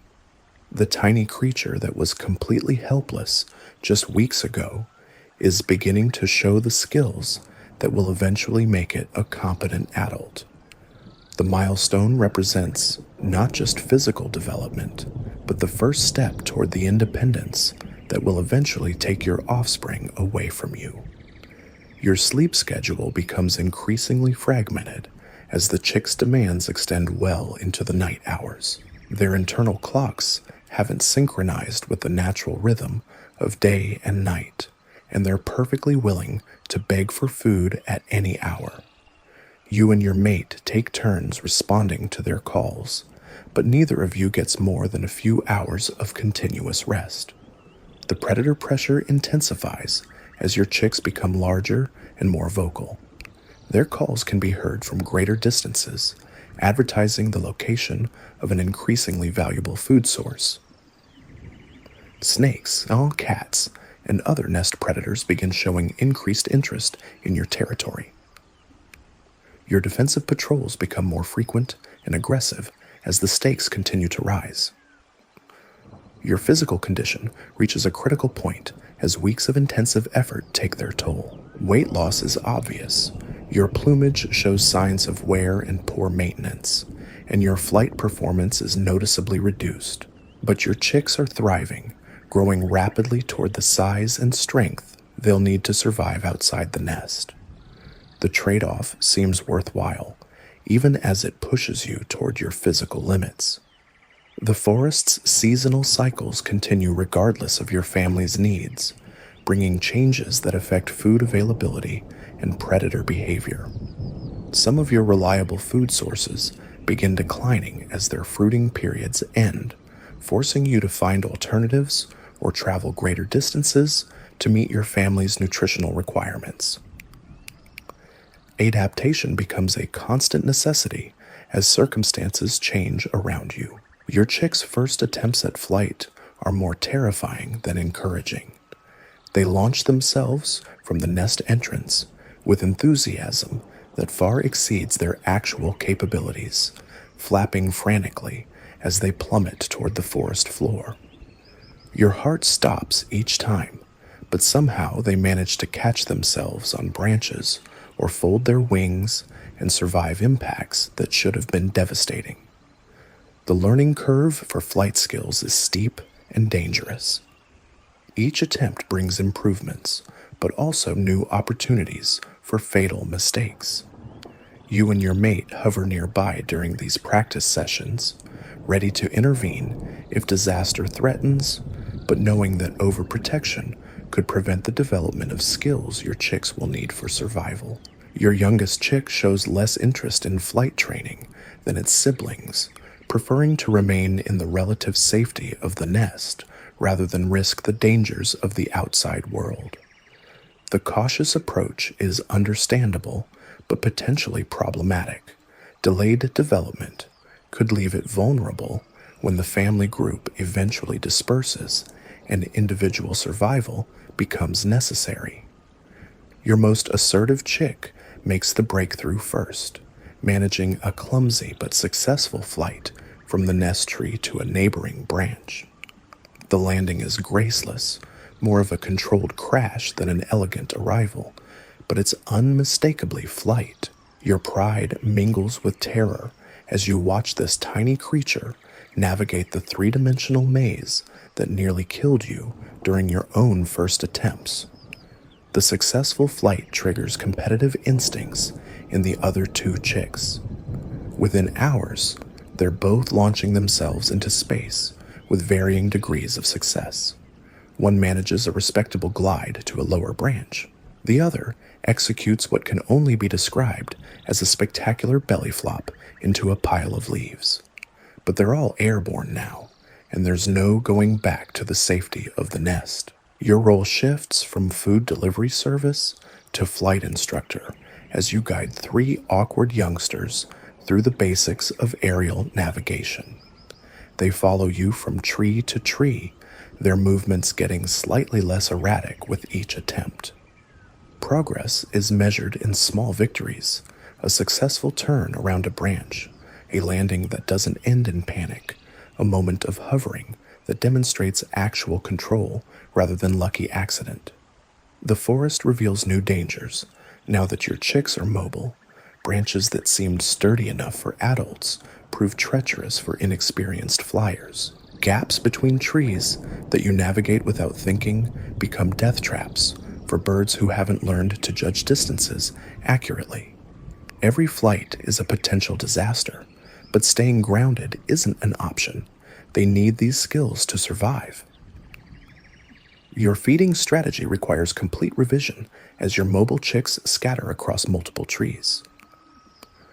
Instead of bringing food to a single location, you now hunt constantly while tracking 3 different positions. Your mate handles the same challenge, and together you create a supply chain that keeps everyone fed while they practice the skills that will eventually make them independent. The chicks' begging calls become more sophisticated as they learn to communicate their specific needs and locations. Simple hunger cries evolve into complex signals that indicate not just the desire for food, but their precise position, their level of urgency, and sometimes their assessment of potential threats. You learn to read these vocal nuances, responding appropriately to each situation. Your territorial boundaries blur as your mobile family requires access to resources across a much wider area. Neighbors who once respected clearly defined borders now find young toucans appearing in their domains, following parents who are focused more on teaching than diplomacy. Some conflicts are inevitable, but most adults recognize the temporary nature of family ranging and tolerate the intrusions. The first time one of your chicks successfully locates and harvests fruit independently, the milestone feels enormous. The tiny bird perches awkwardly on a thin branch, manipulating a berry with clumsy but determined movements. The technique is crude and inefficient, but it's a genuinely independent food acquisition. Your offspring is beginning the transformation from dependent liability to capable partner. Competition between siblings intensifies as they become more mobile and capable. The cooperative spirit of the nest gives way to individual ambition as each chick begins establishing its own relationship with the environment. Food sources become contested resources, and the strongest or most aggressive often claims the best opportunities while others make do with leftovers. Your sleep quality improves slightly as the chicks become less dependent on constant parental supervision. They can now regulate their own body temperature effectively and don't require feeding during the darkest hours of the night. But their increased mobility creates new anxieties. You never know if they'll still be where you left them when morning comes. The learning process accelerates as your chicks encounter the full complexity of forest life. Each day brings new foods to sample, new social situations to navigate, and new challenges to overcome. Their capacity for observation and imitation is remarkable. They watch your techniques carefully and attempt to reproduce them with varying degrees of success. Your youngest chick continues to lag behind its siblings in development, showing less enthusiasm for exploration and more attachment to familiar locations. The cautious approach has survival value, but it also limits learning opportunities. You find yourself spending extra time encouraging this reluctant adventurer while ensuring the others don't get too far ahead. Predator encounters thus become teaching moments rather than simple survival challenges. When a hawk appears overhead, you don't just react defensively. You demonstrate proper evasive techniques while explaining the threat through specific alarm calls. Your chicks learn to recognize danger signals and respond appropriately, building the threat assessment skills they'll need as adults. The social dynamics of mixed species feeding flocks provide complex lessons in negotiation and hierarchy. Your chicks observe how different birds interact, learning to read body language and vocal cues that indicate aggression, submission, or cooperation. These skills will be crucial when they eventually establish their own territories and relationships. Your mate's recovery from the intensive demands of early parenthood is gradual but noticeable. Her plumage begins improving as she has more time for proper maintenance, and her flying performance returns to pre-breeding levels. The shared workload of managing mobile chicks is still exhausting, but it's manageable in ways that the nest-bound period never was. The chicks' individual personalities become more distinct as they gain independence. Your most aggressive offspring shows natural leadership qualities, often taking point during family foraging expeditions. The cautious one demonstrates superior observation skills, frequently spotting threats or opportunities that others miss. The adaptable middle child excels at social situations, quickly learning to read and respond to different birds' personalities. Your first serious territorial challenge since breeding began comes from an unexpected source, a pair of your own species attempting to establish themselves at the edge of your expanded range. They're younger than you, recently paired, and clearly scouting for nesting opportunities. Their presence represents a direct threat to the resources your family requires. The confrontation is more complex than simple territorial defense because your chicks are watching and learning from your actions. You need to demonstrate strength and resolve without exposing your offspring to unnecessary danger. The balance between teaching and protecting requires careful judgment as you navigate the diplomatic and physical aspects of the dispute. Your solution involves a display of family unity that impresses even you. When negotiations fail and physical confrontation becomes inevitable, all three chicks spontaneously join your aggressive displays. Their calls add volume to your threats. Their presence makes your family appear larger and more formidable, and their obvious health demonstrates your success as a provider. The intruding pair retreats without serious fighting, apparently convinced that challenging an established family is more trouble than it's worth. The incident marks a turning point in your chick's development.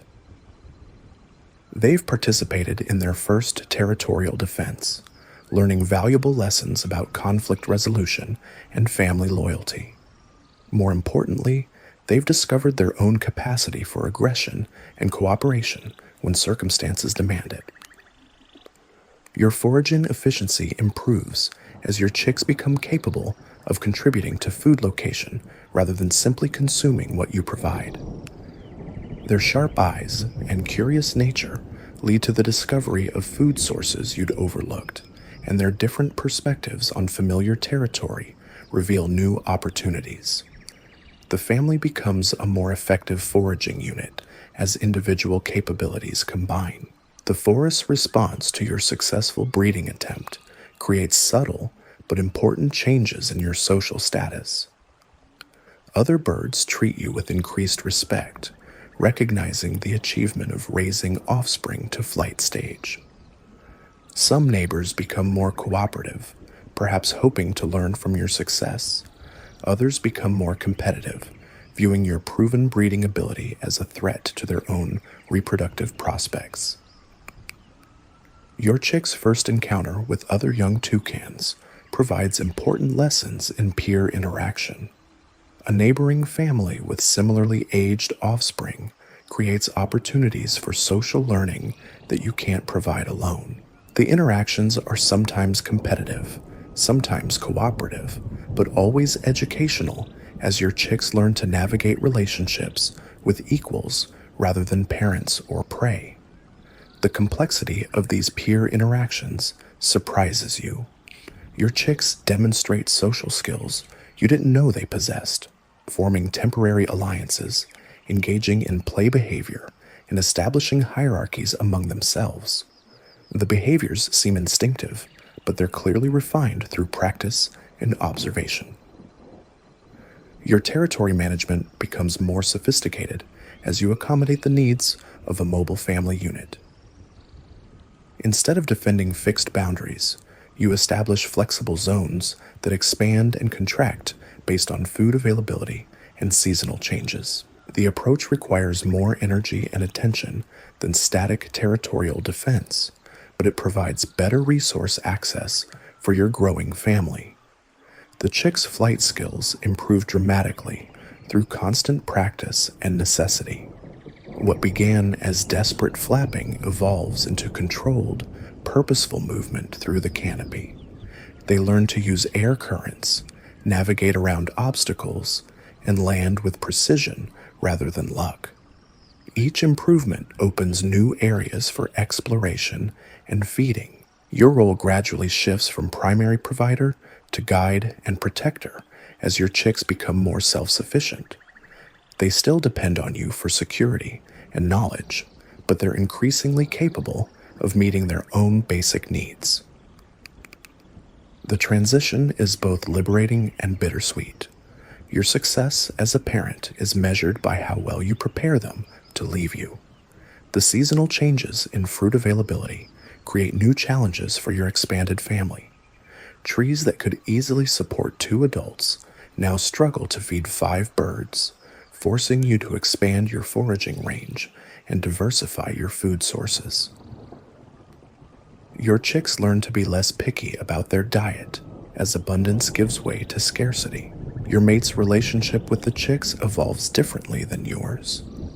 While you focus on teaching practical skills like foraging and territorial defense, she emphasizes social behaviors and communication. Her patient instruction in vocal techniques and body language provides crucial training that your chicks will need for future relationships and conflicts. The first signs of dispersal pressure appear as your chicks approach adult size. The territory that seemed adequate for a family now feels crowded with 5 large birds competing for the same resources. Your chicks begin spending more time at the edges of your range, exploring areas that could potentially support independent territories. Competition for prime feeding spots intensifies as everyone reaches full size and appetite. The cooperative sharing of early family life gives way to more assertive individual behavior. Your chicks learn to compete with each other and with you, developing the aggressive confidence they'll need to establish their own territories. Your most advanced chick begins showing signs of true independence, foraging alone for extended periods, sleeping apart from the family group, and showing less interest in parental guidance. The behavior is natural and expected, but it still triggers conflicted emotions as you watch your first offspring prepare to leave. The social hierarchy within your family becomes more fluid as your chicks approach maturity. Size and age still matter, but individual personality and skill begin playing larger roles in determining dominance. Your most aggressive chick isn't necessarily the largest, but consistently claims the best resources through superior assertiveness and strategic thinking. Your teaching methods become more advanced as your chick's capabilities improve. Instead of simply demonstrating techniques, you begin creating learning opportunities that require them to solve problems independently. A partially hidden food source becomes a puzzle they must figure out.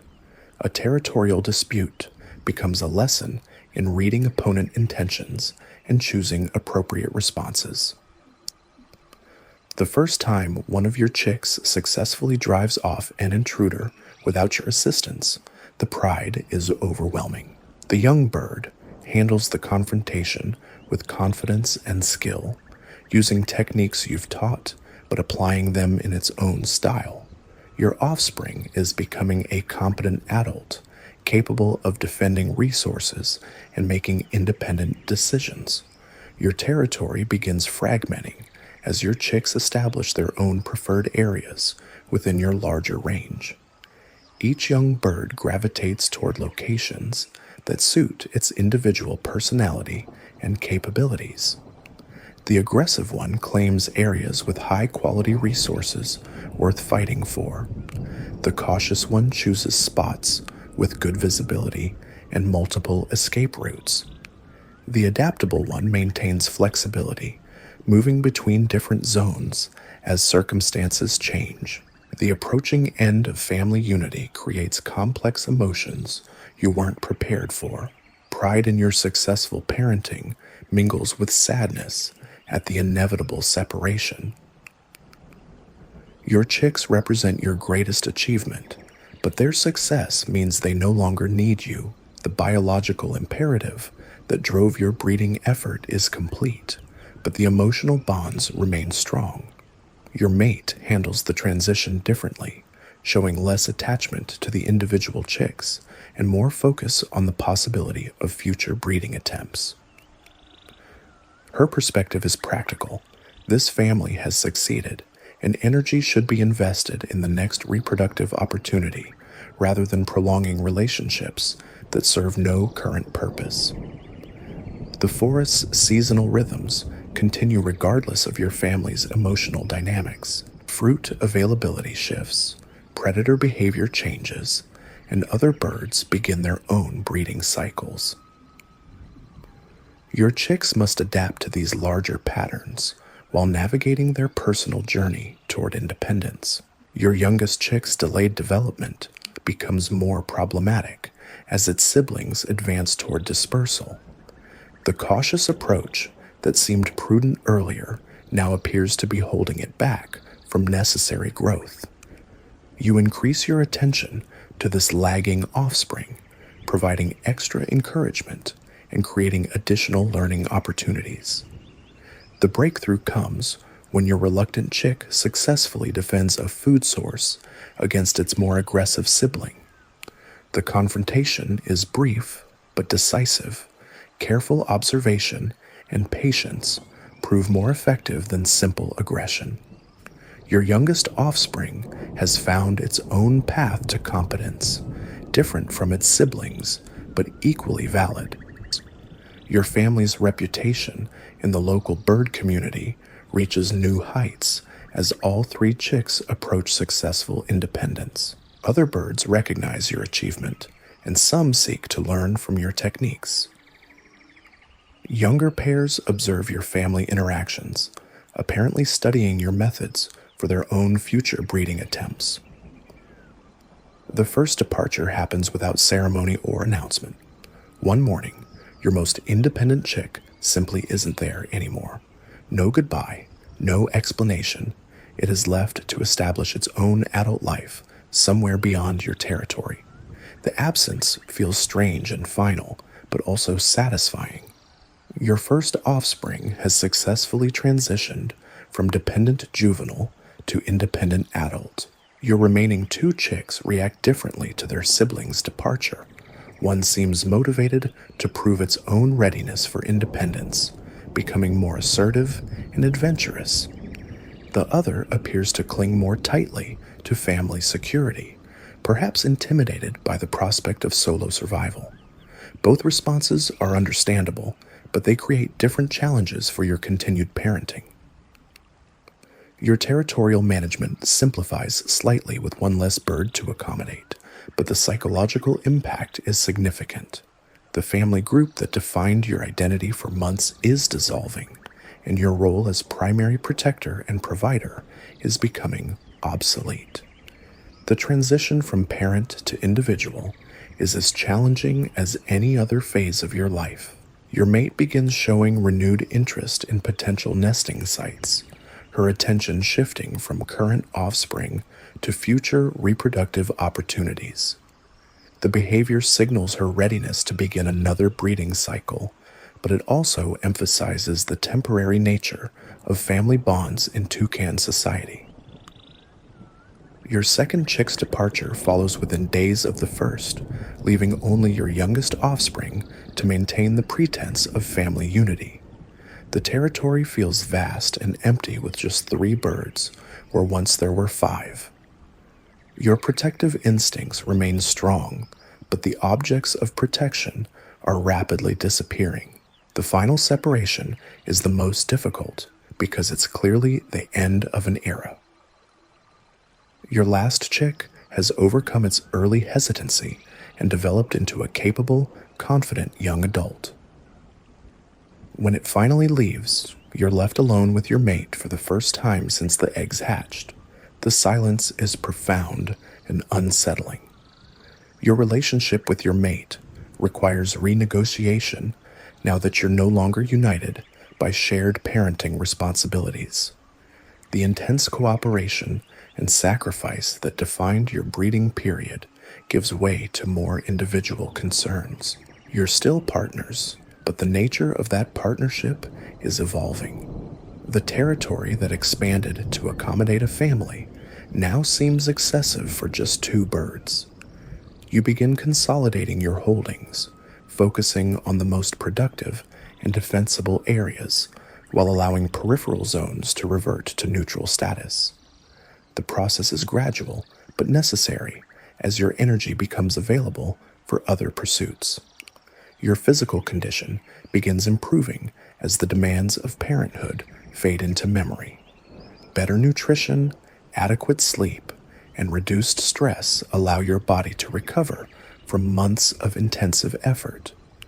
Your plumage regains its full brilliance, your flight performance returns to peak levels, and your overall health improves dramatically.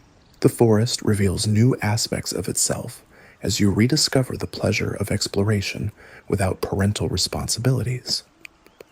Areas you avoided during breeding season become available for investigation. New food sources, potential allies, and interesting territories all compete for your attention as your world expands beyond family concerns. Your successful breeding attempt has established you as a proven adult in the forest community. Other birds treat you with increased respect, recognizing your demonstrated ability to raise offspring to independence. The social status brings benefits, better access to prime feeding areas, reduced territorial challenges, and opportunities for advantageous alliances. The seasonal cycle begins anew as your mate's interest in breeding sites intensifies. Your experience from the previous attempt provides valuable knowledge, but each breeding season brings unique challenges. Food availability, predator pressure, and territorial competition all vary from year to year, requiring constant adaptation and learning. Your relationship with your dispersed offspring becomes distant but enduring. Occasionally, you encounter one of them in neutral territory, leading to brief reunions that are both pleasant and awkward. They're adults now, with their own territories and concerns, but the family bond remains recognizable in their behavior toward you. The forest continues its eternal cycles of birth, growth, reproduction, and death. Your successful breeding represents just one small victory in the endless struggle for survival and genetic continuity. But for you, it represents the culmination of everything you've learned and achieved since breaking out of your own egg years ago. Your mate's renewed focus on breeding preparation signals the beginning of another intense period of cooperation and sacrifice. The nesting site selection, territory expansion, and resource accumulation that defined your previous attempt will need to be repeated with whatever modifications experience suggests. The knowledge you've gained from your first breeding success provides confidence for future attempts. You understand the energy requirements, the time commitments, and the emotional investments involved. But you also know that each attempt is unique, with its own challenges and opportunities for both success and failure. Your place in the forest hierarchy is secure now, based on demonstrated competence rather than just individual survival. You've proven your ability to navigate the complex challenges of adult life, territory establishment, mate selection, successful reproduction, and offspring independence. The achievement represents the full realization of your potential as a toucan. The seasonal rhythms that once seemed arbitrary now reveal their deeper significance. Food availability, weather patterns, and predator behavior all influence breeding success in ways you couldn't appreciate as a juvenile. Your growing understanding of these cycles makes you a more effective adult and potentially more successful parent. Your territory borders shift slightly as you optimize for potential future breeding needs rather than current individual requirements. The changes are subtle but important. Better access to soft foods suitable for chicks, improved defensive positions around potential nesting sites, and strategic alliances with neighbors who proved helpful during your previous breeding attempt. The forest's social dynamics continue evolving as new birds mature, establish territories, and begin their own reproductive attempts. Your experience makes you a valuable resource for younger birds seeking guidance, though not all are humble enough to accept advice from their elders. Your mate's courtship behavior intensifies as the optimal breeding season approaches. Her displays are more elaborate than during your initial pairing, perhaps reflecting increased confidence or competitive pressure from other potential partners. The renewed courtship reaffirms your pair bond while preparing for another intensive breeding effort. The memory of your successful offspring provides motivation for future breeding attempts while also creating pressure for continued success. The forest community expects proven breeders to maintain their performance, and failure after previous success can be more damaging to social status than never attempting to breed at all. Your understanding of predator behavior has deepened through the experience of defending helpless offspring. You now recognize subtle signs of threat assessment and hunting preparation that escaped your notice before becoming apparent. This knowledge makes you more effective at protecting both yourself and any future family. The territorial knowledge you accumulated during your expanded family period remains valuable even after your offspring dispersed.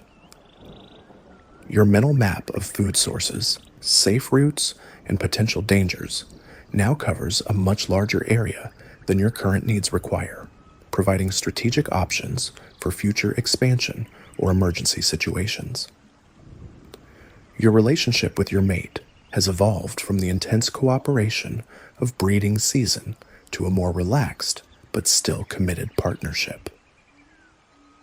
You share territory and resources efficiently, support each other during conflicts, and maintain the pair bond that makes future reproduction possible. The forest continues its ancient patterns, indifferent to individual success or failure, but providing the stage on which every toucan must perform. Your story is one of countless similar narratives playing out in the canopy, some ending in triumph, others in tragedy, all contributing to the endless cycle of life that defines your world. Your experience as a successful parent has prepared you for whatever challenges lie ahead. Whether defending territory, acquiring resources, or raising future offspring, you now possess the knowledge and confidence that come only from surviving the most demanding test of adult life. You are no longer just a toucan trying to survive. You are a proven success in the ongoing evolutionary experiment that shapes your species. The forest rhythms slow as you settle into another year of established adulthood. Your territory feels familiar now, every branch mapped in your memory, every fruiting cycle predictable. But familiarity breeds a different kind of vulnerability. You're comfortable, maybe too comfortable, and the forest doesn't reward complacency for long. Your mate's interest in a second breeding attempt intensifies as the seasons align. Her calls become more frequent, her displays more elaborate. She's scouting potential nesting sites with the focused determination of someone who knows exactly what she wants. You follow her lead, but part of you remembers the exhaustion, the constant vigilance, the months of sacrifice that successful breeding demands. The prospect is both exciting and daunting. The territory you optimized for family life now serves a different purpose. The expanded boundaries that once accommodated 3 hungry chicks provide strategic depth for whatever comes next. You've learned that success requires not just immediate resources, but backup plans and alternative options when primary food sources fail or competitors emerge. Your first serious challenge as an established adult comes from an unexpected direction. A younger male, probably recently dispersed from his own family, appears at the edge of your territory. He's not just passing through. He's testing boundaries, probing for weaknesses, looking for opportunities to claim what you've built. His approach is methodical and patient, the strategy of someone who's observed your routines and identified potential vulnerabilities. The psychological warfare begins before any physical confrontation. He perches prominently just outside your established boundaries, calling loudly and displaying aggressively. His message is clear. He's young, strong, and ready to fight for what he wants. Your response sets the tone for everything that follows. Too aggressive, and you waste energy on premature confrontation. Too passive, and you invite escalation from someone who mistakes restraint for weakness. Your solution draws on everything you've learned about territorial politics. Instead of rushing to meet his challenge directly, you begin a campaign of systematic intimidation. You appear at different locations throughout the day, always visible, always watching, making it clear that your territory is actively monitored and defended. Your calls are deeper, more resonant than his, advertising not just current strength, but years of experience. The standoff stretches across several days as both of you probe for advantages. He's testing your resolve and mapping your defensive patterns. You're assessing his capabilities and looking for signs of inexperience that could be exploited if confrontation becomes inevitable. The dance is complex and exhausting, but it's preferable to the brutal simplicity of immediate violence. Your mate's behavior during the territorial dispute reveals new aspects of her personality. She doesn't just support your efforts passively, she actively participates in the intimidation campaign, her calls adding authority to your displays. When the young challenger ventures too close to potential nesting sites, her aggression exceeds even yours. She's protecting not just current territory, but future reproductive opportunities. The breakthrough comes when you catch the intruder attempting to feed in one of your prime fruit trees. This isn't boundary testing anymore. It's direct theft of resources you've defended for years. Your response is immediate and overwhelming. You attack not with the measured aggression of territorial display, but with the focused violence of someone fighting for survival. The fight is brief but decisive. Youth and desperation prove no match for experience and righteous anger. Your opponent retreats with visible injuries and what sounds like cursing in multiple languages. But more importantly, he retreats with the knowledge that your territory is genuinely defended, not just claimed. Word spreads quickly through the local bird community. Your domain is not available for conquest. Your victory reaffirms your status in the forest hierarchy while sending a clear message to other potential challengers. But it also reveals something about yourself that's both reassuring and concerning. The violence came easily, almost naturally, suggesting reserves of aggression you hadn't fully recognized. You're not just a successful breeder, you're a formidable competitor capable of serious violence when circumstances demand it. The territorial defense takes more out of you than expected. Days of psychological pressure, followed by intense physical confrontation, leave you drained and slightly paranoid. Every movement in the canopy triggers defensive responses. Every unfamiliar call suggests potential threats. Your mate notices the change, offering reassurance through gentle preening and synchronized calling that gradually reduces your stress levels. Recovery from the territorial challenge provides time for reflection on what you've become.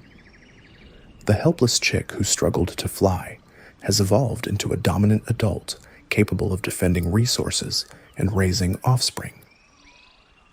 The transformation feels both gradual and sudden.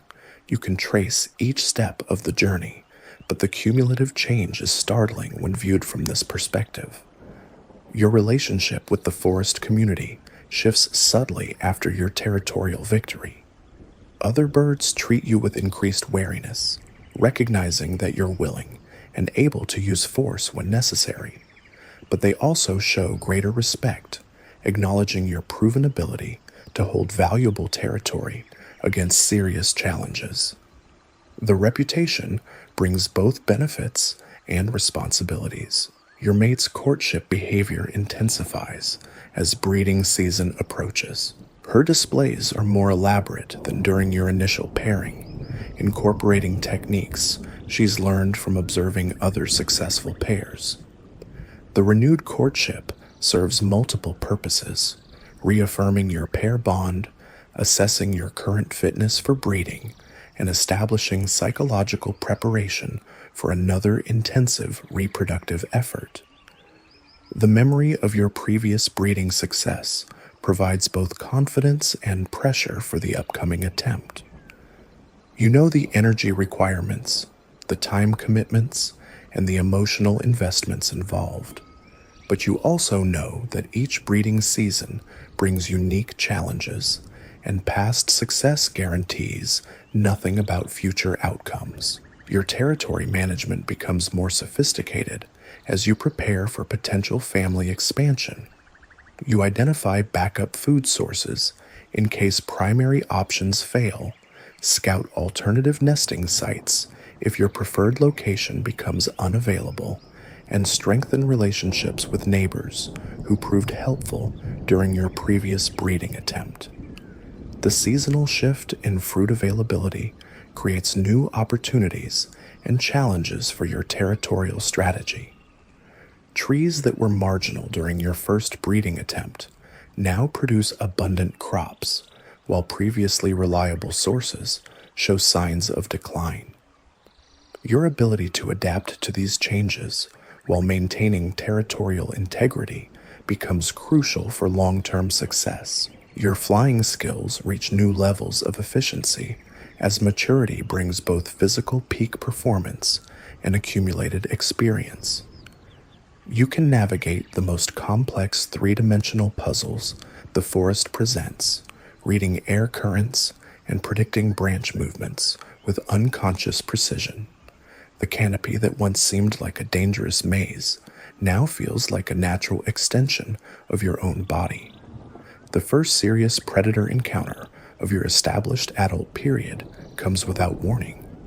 A harpy eagle appears overhead, circling your territory with the patient confidence of an apex predator. Unlike your previous encounters with aerial threats, this one seems specifically interested in you rather than just passing through your area. Your response draws on every survival technique you've learned over years of forest life. You don't panic or flee immediately. That would trigger the chase response that makes raptors so deadly. Instead, you freeze, using stillness and camouflage to avoid detection while the massive bird searches for movement. Your mate does the same, both of you becoming living statues in the canopy. The eagle's hunting pattern reveals intelligence that matches its physical capabilities. It doesn't just search randomly, it systematically works through your territory, checking the locations where toucans typically feed and roost. Your knowledge of alternative routes and hidden pathways becomes crucial as you navigate around the predator's search pattern. The standoff lasts for hours, a deadly game of hide and seek played out in 3 dimensions. The eagle knows you're here somewhere. Your territorial calls earlier in the day advertised your presence. But the forest is vast and complex, offering countless hiding spots for birds who know the terrain intimately. Your local knowledge becomes your primary survival tool. Your escape comes when the eagle's attention is distracted by movement in a neighboring territory, another bird making the mistake of moving too soon.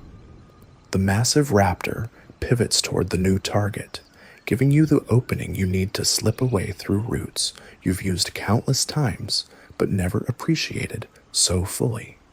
The encounter leaves you shaken, but also oddly proud. You've survived a direct hunt by one of the forest's most capable predators, using intelligence and local knowledge to overcome overwhelming physical disadvantage. The experience reinforces your growing confidence while reminding you that survival requires constant vigilance. Your mate's reaction to the predator encounter reveals new depths of your partnership. She doesn't just provide emotional support after the crisis, she actively participates in developing better security protocols for your territory.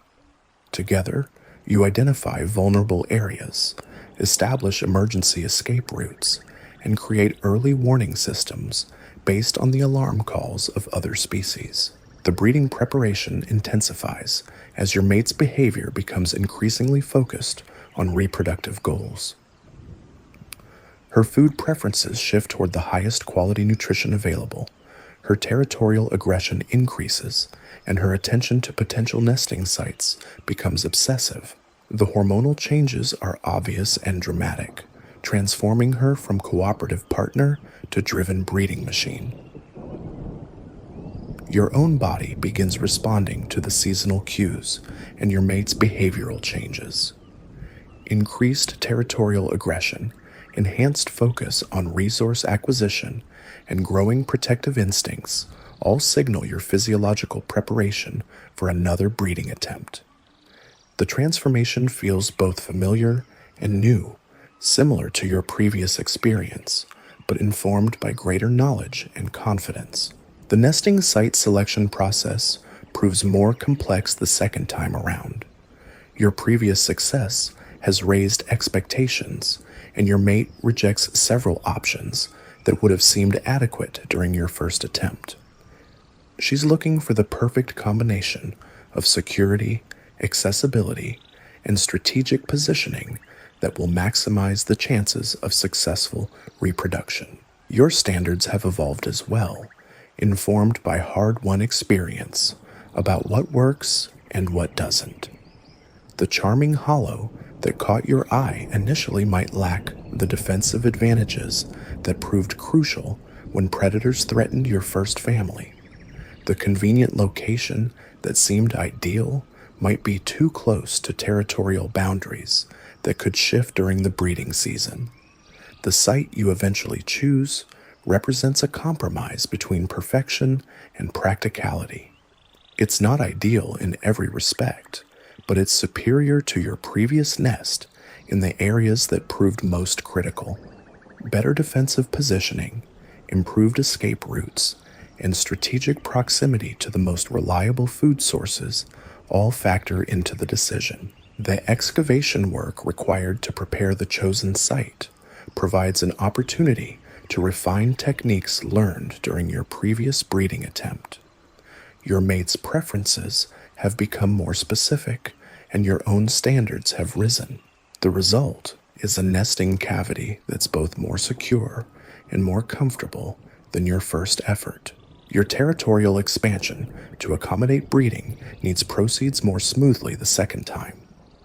Your established reputation deters casual challenges, and your experience allows more efficient identification of the most valuable areas to claim. The process still requires energy and vigilance, but it's manageable rather than overwhelming. The local bird community's response to your second breeding attempt is notably different from their reaction to your first. Other species that ignored your initial efforts now pay close attention, perhaps hoping to learn from your proven techniques.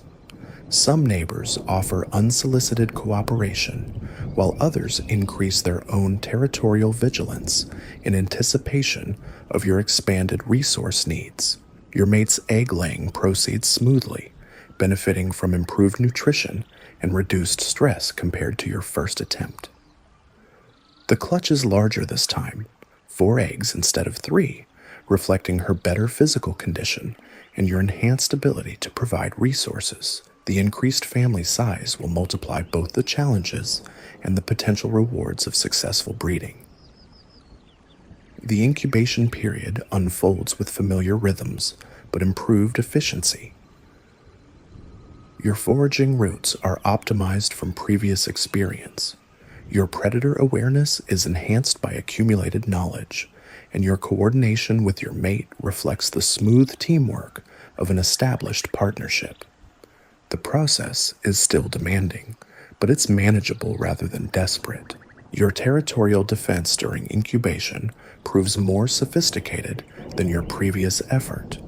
Instead of simply reacting to challenges as they arise, you proactively discourage potential problems through strategic displays and alliance building. The approach requires more initial energy, but prevents the exhausting confrontations that characterized your first breeding attempt. The forest's seasonal patterns align more favorably with your breeding timeline this year, providing abundant food sources during the most critical periods. Your ability to predict and exploit these natural cycles has improved dramatically, allowing more efficient resource acquisition and better nutritional support for your growing family. Your mate's dedication during incubation remains absolute, but her experience makes the process less stressful for both of you. She knows what to expect, understands the timeline involved, and trusts your ability to provide necessary resources. The psychological burden that made your first breeding attempt so intense is significantly reduced. The first signs of hatching trigger familiar excitement mixed with new confidence. You know what's coming: the sleepless nights, the constant foraging, the endless vigilance required to protect helpless chicks. But you also know you can handle it, having proven your capabilities during your previous successful attempt. The hatching proceeds over 2 days, producing 4 healthy chicks that immediately fill your nest with demanding peeps. The increased family size multiplies every challenge: more mouths to feed, more bodies to keep warm, more potential targets for predators. But it also multiplies the potential rewards of successful child rearing. Your feeding efficiency reaches new levels as experience combines with desperate necessity. You know which food sources provide the best nutrition for growing chicks, which routes minimize energy expenditure during foraging flights, and which times of day offer optimal feeding opportunities. The knowledge accumulated during your first breeding attempt proves invaluable. Your mate's recovery from egg laying is faster this time, allowing her to resume active foraging duties sooner than during your previous attempt. The shared workload makes the impossible task of feeding 4 rapidly growing chicks merely exhausting rather than completely overwhelming. Teamwork makes the difference between success and failure. The chicks' development proceeds rapidly, their growth rates reflecting improved parental care and better resource availability. Within days, they're noticeably larger than your previous offspring were at the same age. The enhanced nutrition and reduced stress of your second breeding attempt are paying obvious dividends. Your territorial management becomes more complex with 4 chicks to accommodate instead of 3. The additional bird strains your resources and forces expansion into areas you'd previously considered marginal. But your enhanced reputation and proven capabilities make territorial disputes less frequent and less intense. The forest community's response to your successful second hatching establishes you as one of the area's premier breeding pairs. Other birds seek to learn from your techniques.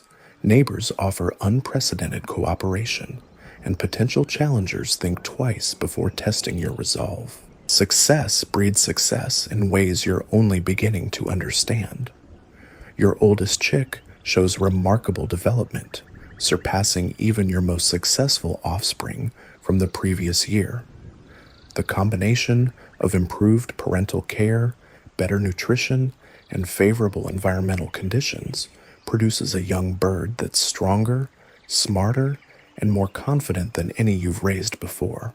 The sibling dynamics within your larger family prove more complex than your previous experience. 4 chicks create more possible relationships and competitions than 3, leading to constantly shifting alliances and hierarchies. Your parenting techniques must adapt to manage increased social complexity within the nest. Your youngest chick struggles more than its siblings, perhaps due to hatching order disadvantages or individual variation in development rates. The situation requires careful attention to ensure fair resource distribution while avoiding the overprotection that could harm long-term survival prospects. The predator pressure intensifies with 4 chicks advertising your family's location through constant calling. Snakes, cats, and other nest predators show increased interest in your territory, forcing enhanced vigilance and more aggressive defensive measures. Your experience provides crucial advantages in threat assessment and response. Your physical condition suffers under the increased demands of feeding 4 chicks, but your enhanced efficiency partially compensates for the additional workload. You're losing weight and showing signs of wear, but not at the catastrophic rate that characterized your first breeding attempt. Experience makes the difference between manageable sacrifice and dangerous depletion. The chick's first flight attempts proceed more smoothly than your previous experience, benefiting from improved parental instruction and better environmental conditions. Your teaching techniques have evolved, incorporating lessons learned from your first family's successes and failures. Your most advanced chick achieves flight competency earlier than any of your previous offspring, demonstrating the benefits of enhanced nutrition and superior parental care. The early success provides confidence for the remaining siblings while establishing new standards for family achievement. The coordination required to manage 4 mobile chicks pushes your organizational skills to their limits. Tracking multiple locations, assessing individual needs, and maintaining family cohesion while teaching independence becomes a complex logistical challenge that tests every aspect of your parental capabilities. Your mate's expertise in social instruction proves even more valuable with 4 chicks requiring guidance in peer interaction. The larger family size creates natural opportunities for learning cooperation, competition, and hierarchy navigation that smaller families can't provide. The territory fragmentation that accompanies chick mobility is more pronounced with 4 birds exploring different areas. Your domain effectively quadruples in size as family members scatter across the landscape, straining your ability to maintain security and resource control. Your success in managing these challenges establishes new benchmarks for breeding achievement in your local community. Other birds observe your techniques with obvious interest, and some attempt to copy your methods with varying degrees of success. You've become a model for effective parenting in your corner of the forest. The first signs of dispersal pressure appear earlier than during your previous breeding attempt, perhaps due to the increased competition among 4 siblings for limited resources. Your oldest chick begins showing independence behaviors that signal the approaching end of family unity. Your emotional preparation for the coming separations draws on experience from your first breeding success, but the intensity is multiplied by the larger family size. 4 departures instead of 3 means prolonged dissolution of family bonds and extended periods of adjustment to changing household dynamics. The forest's seasonal cycles continue their relentless progression, indifferent to your family's emotional needs, but providing the environmental framework within which all your achievements must unfold. Your growing understanding of these larger patterns informs every decision about timing, resource allocation, and strategic planning. Your oldest chick's departure happens suddenly and without ceremony, just as your previous offspring dispersed. One morning, the most independent member of your family simply isn't there anymore, having left during the night to begin its own adult journey. The absence creates a strange mixture of pride and loss that you remember from your first breeding experience. The remaining 3 chicks react to their siblings' departure with behaviors ranging from increased independence to heightened attachment to family security. Each response creates different challenges for your continued parenting, requiring flexible approaches tailored to individual personalities and developmental stages. Your territorial management simplifies slightly with one less bird to accommodate, but the psychological impact is significant.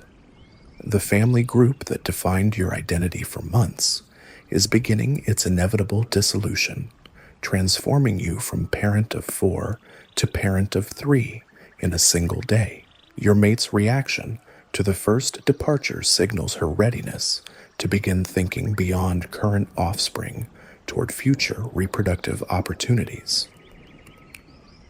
Her attention starts shifting from intensive parenting toward territory maintenance and resource accumulation that could support another breeding attempt.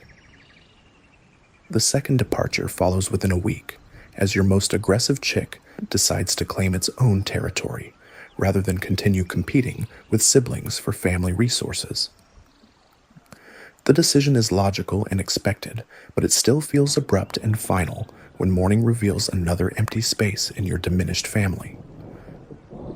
Your remaining 2 offspring respond differently to their siblings' departures. One seems motivated to prove its own readiness for independence, while the other appears to cling more tightly to the security of family association. Both reactions are understandable, but they create different challenges for your evolving parental role. The territory that once seemed barely adequate for your expanded family now feels spacious, with only 4 birds remaining. Your defensive responsibilities decrease proportionally, but the emotional adjustment to the changing family structure requires time and psychological adaptation. Your third chick's departure is more gradual, involving several false starts and returns before the final separation occurs.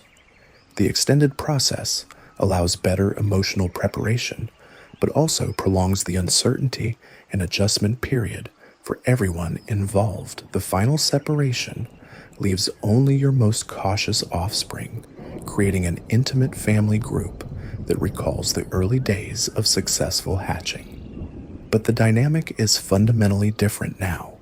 Instead of growing toward complexity, you're simplifying toward inevitable solitude. Your youngest chick's extended family association provides additional learning opportunities that its siblings missed by dispersing earlier. The intensive one-on-one instruction possible with a single offspring allows more detailed transmission of knowledge and techniques. The eventual departure of your last chick marks the end of your second successful breeding cycle, leaving you alone with your mate for the first time since the eggs hatched. The silence and space feel both liberating and melancholy, marking the completion of another major life achievement. Your physical recovery from the second breeding attempt proceeds more smoothly than after your first experience, perhaps reflecting improved techniques and better resource management throughout the process. Your plumage regains its brilliance more quickly, your flight performance returns to peak levels sooner, and your overall health shows less wear from the intensive effort. The forest community's recognition of your repeated breeding success establishes you as one of the area's most accomplished adults. Your techniques become subjects of study for younger birds. Your territory choices influence neighborhood development patterns, and your social status reaches new heights of respect and influence. Your relationship with your mate evolves into something deeper and more complex than simple pair bonding. You've successfully collaborated on 2 intensive breeding efforts, weathered multiple territorial challenges, and adapted to changing environmental conditions. The partnership has proven its effectiveness under the most demanding circumstances possible. The territory you've defended and developed over multiple years represents one of the most valuable holdings in your area. The combination of reliable food sources, defensive advantages, and strategic positioning makes it attractive to potential challengers while providing security for future breeding attempts. Your dispersed offspring occasionally reappear in your territory, creating brief reunions that are both pleasant and awkward. They're adults now with their own concerns and territories, but the family bonds remain recognizable in their behavior toward you and each other. The seasonal cycles that once seemed arbitrary now reveal their profound significance for every aspect of your life. Food availability, weather patterns, predator behavior, and breeding opportunities all fluctuate in predictable ways that inform your strategic planning and daily decision-making. Your mate's renewed interest in breeding preparation signals the potential for a third reproductive attempt, though environmental conditions and your physical status will ultimately determine whether another cycle is advisable. The decision-making process draws on accumulated experience while remaining sensitive to current circumstances. The forest continues its ancient patterns of birth, growth, reproduction, and death, providing the stage on which every individual story unfolds.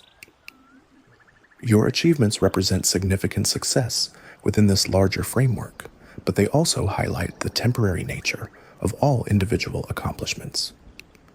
Also, your position in the local hierarchy is secure now, based on demonstrated competence across multiple domains of adult life.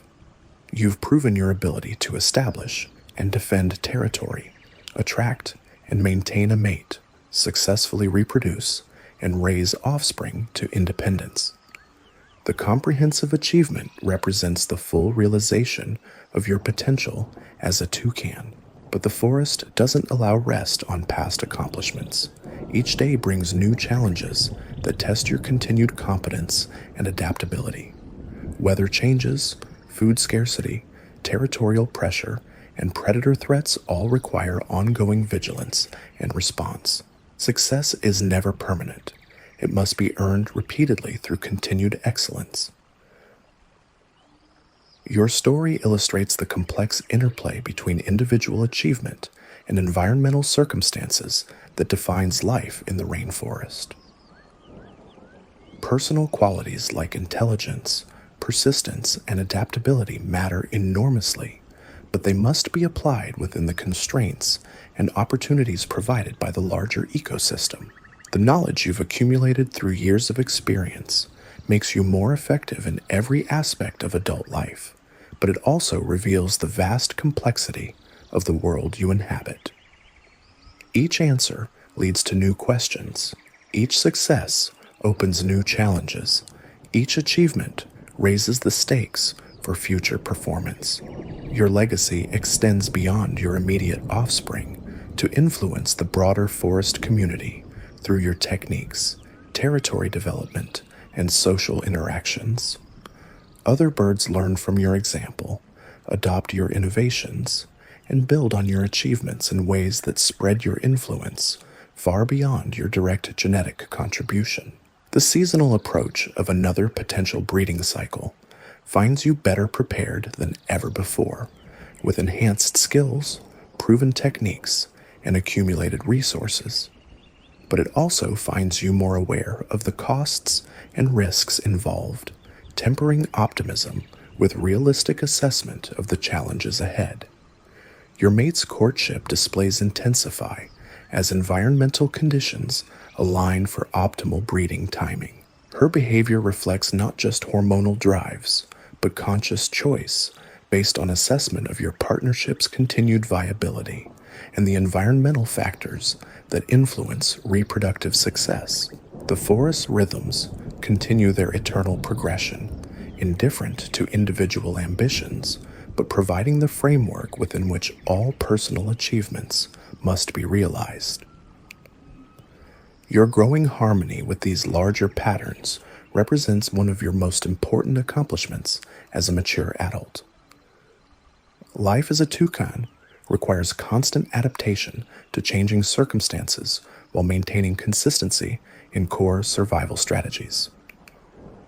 Your success reflects mastery of this balance, demonstrating the flexibility and persistence necessary for long-term achievement in one of the world's most complex and demanding environments. Here you can find the next video. Until then, see you soon.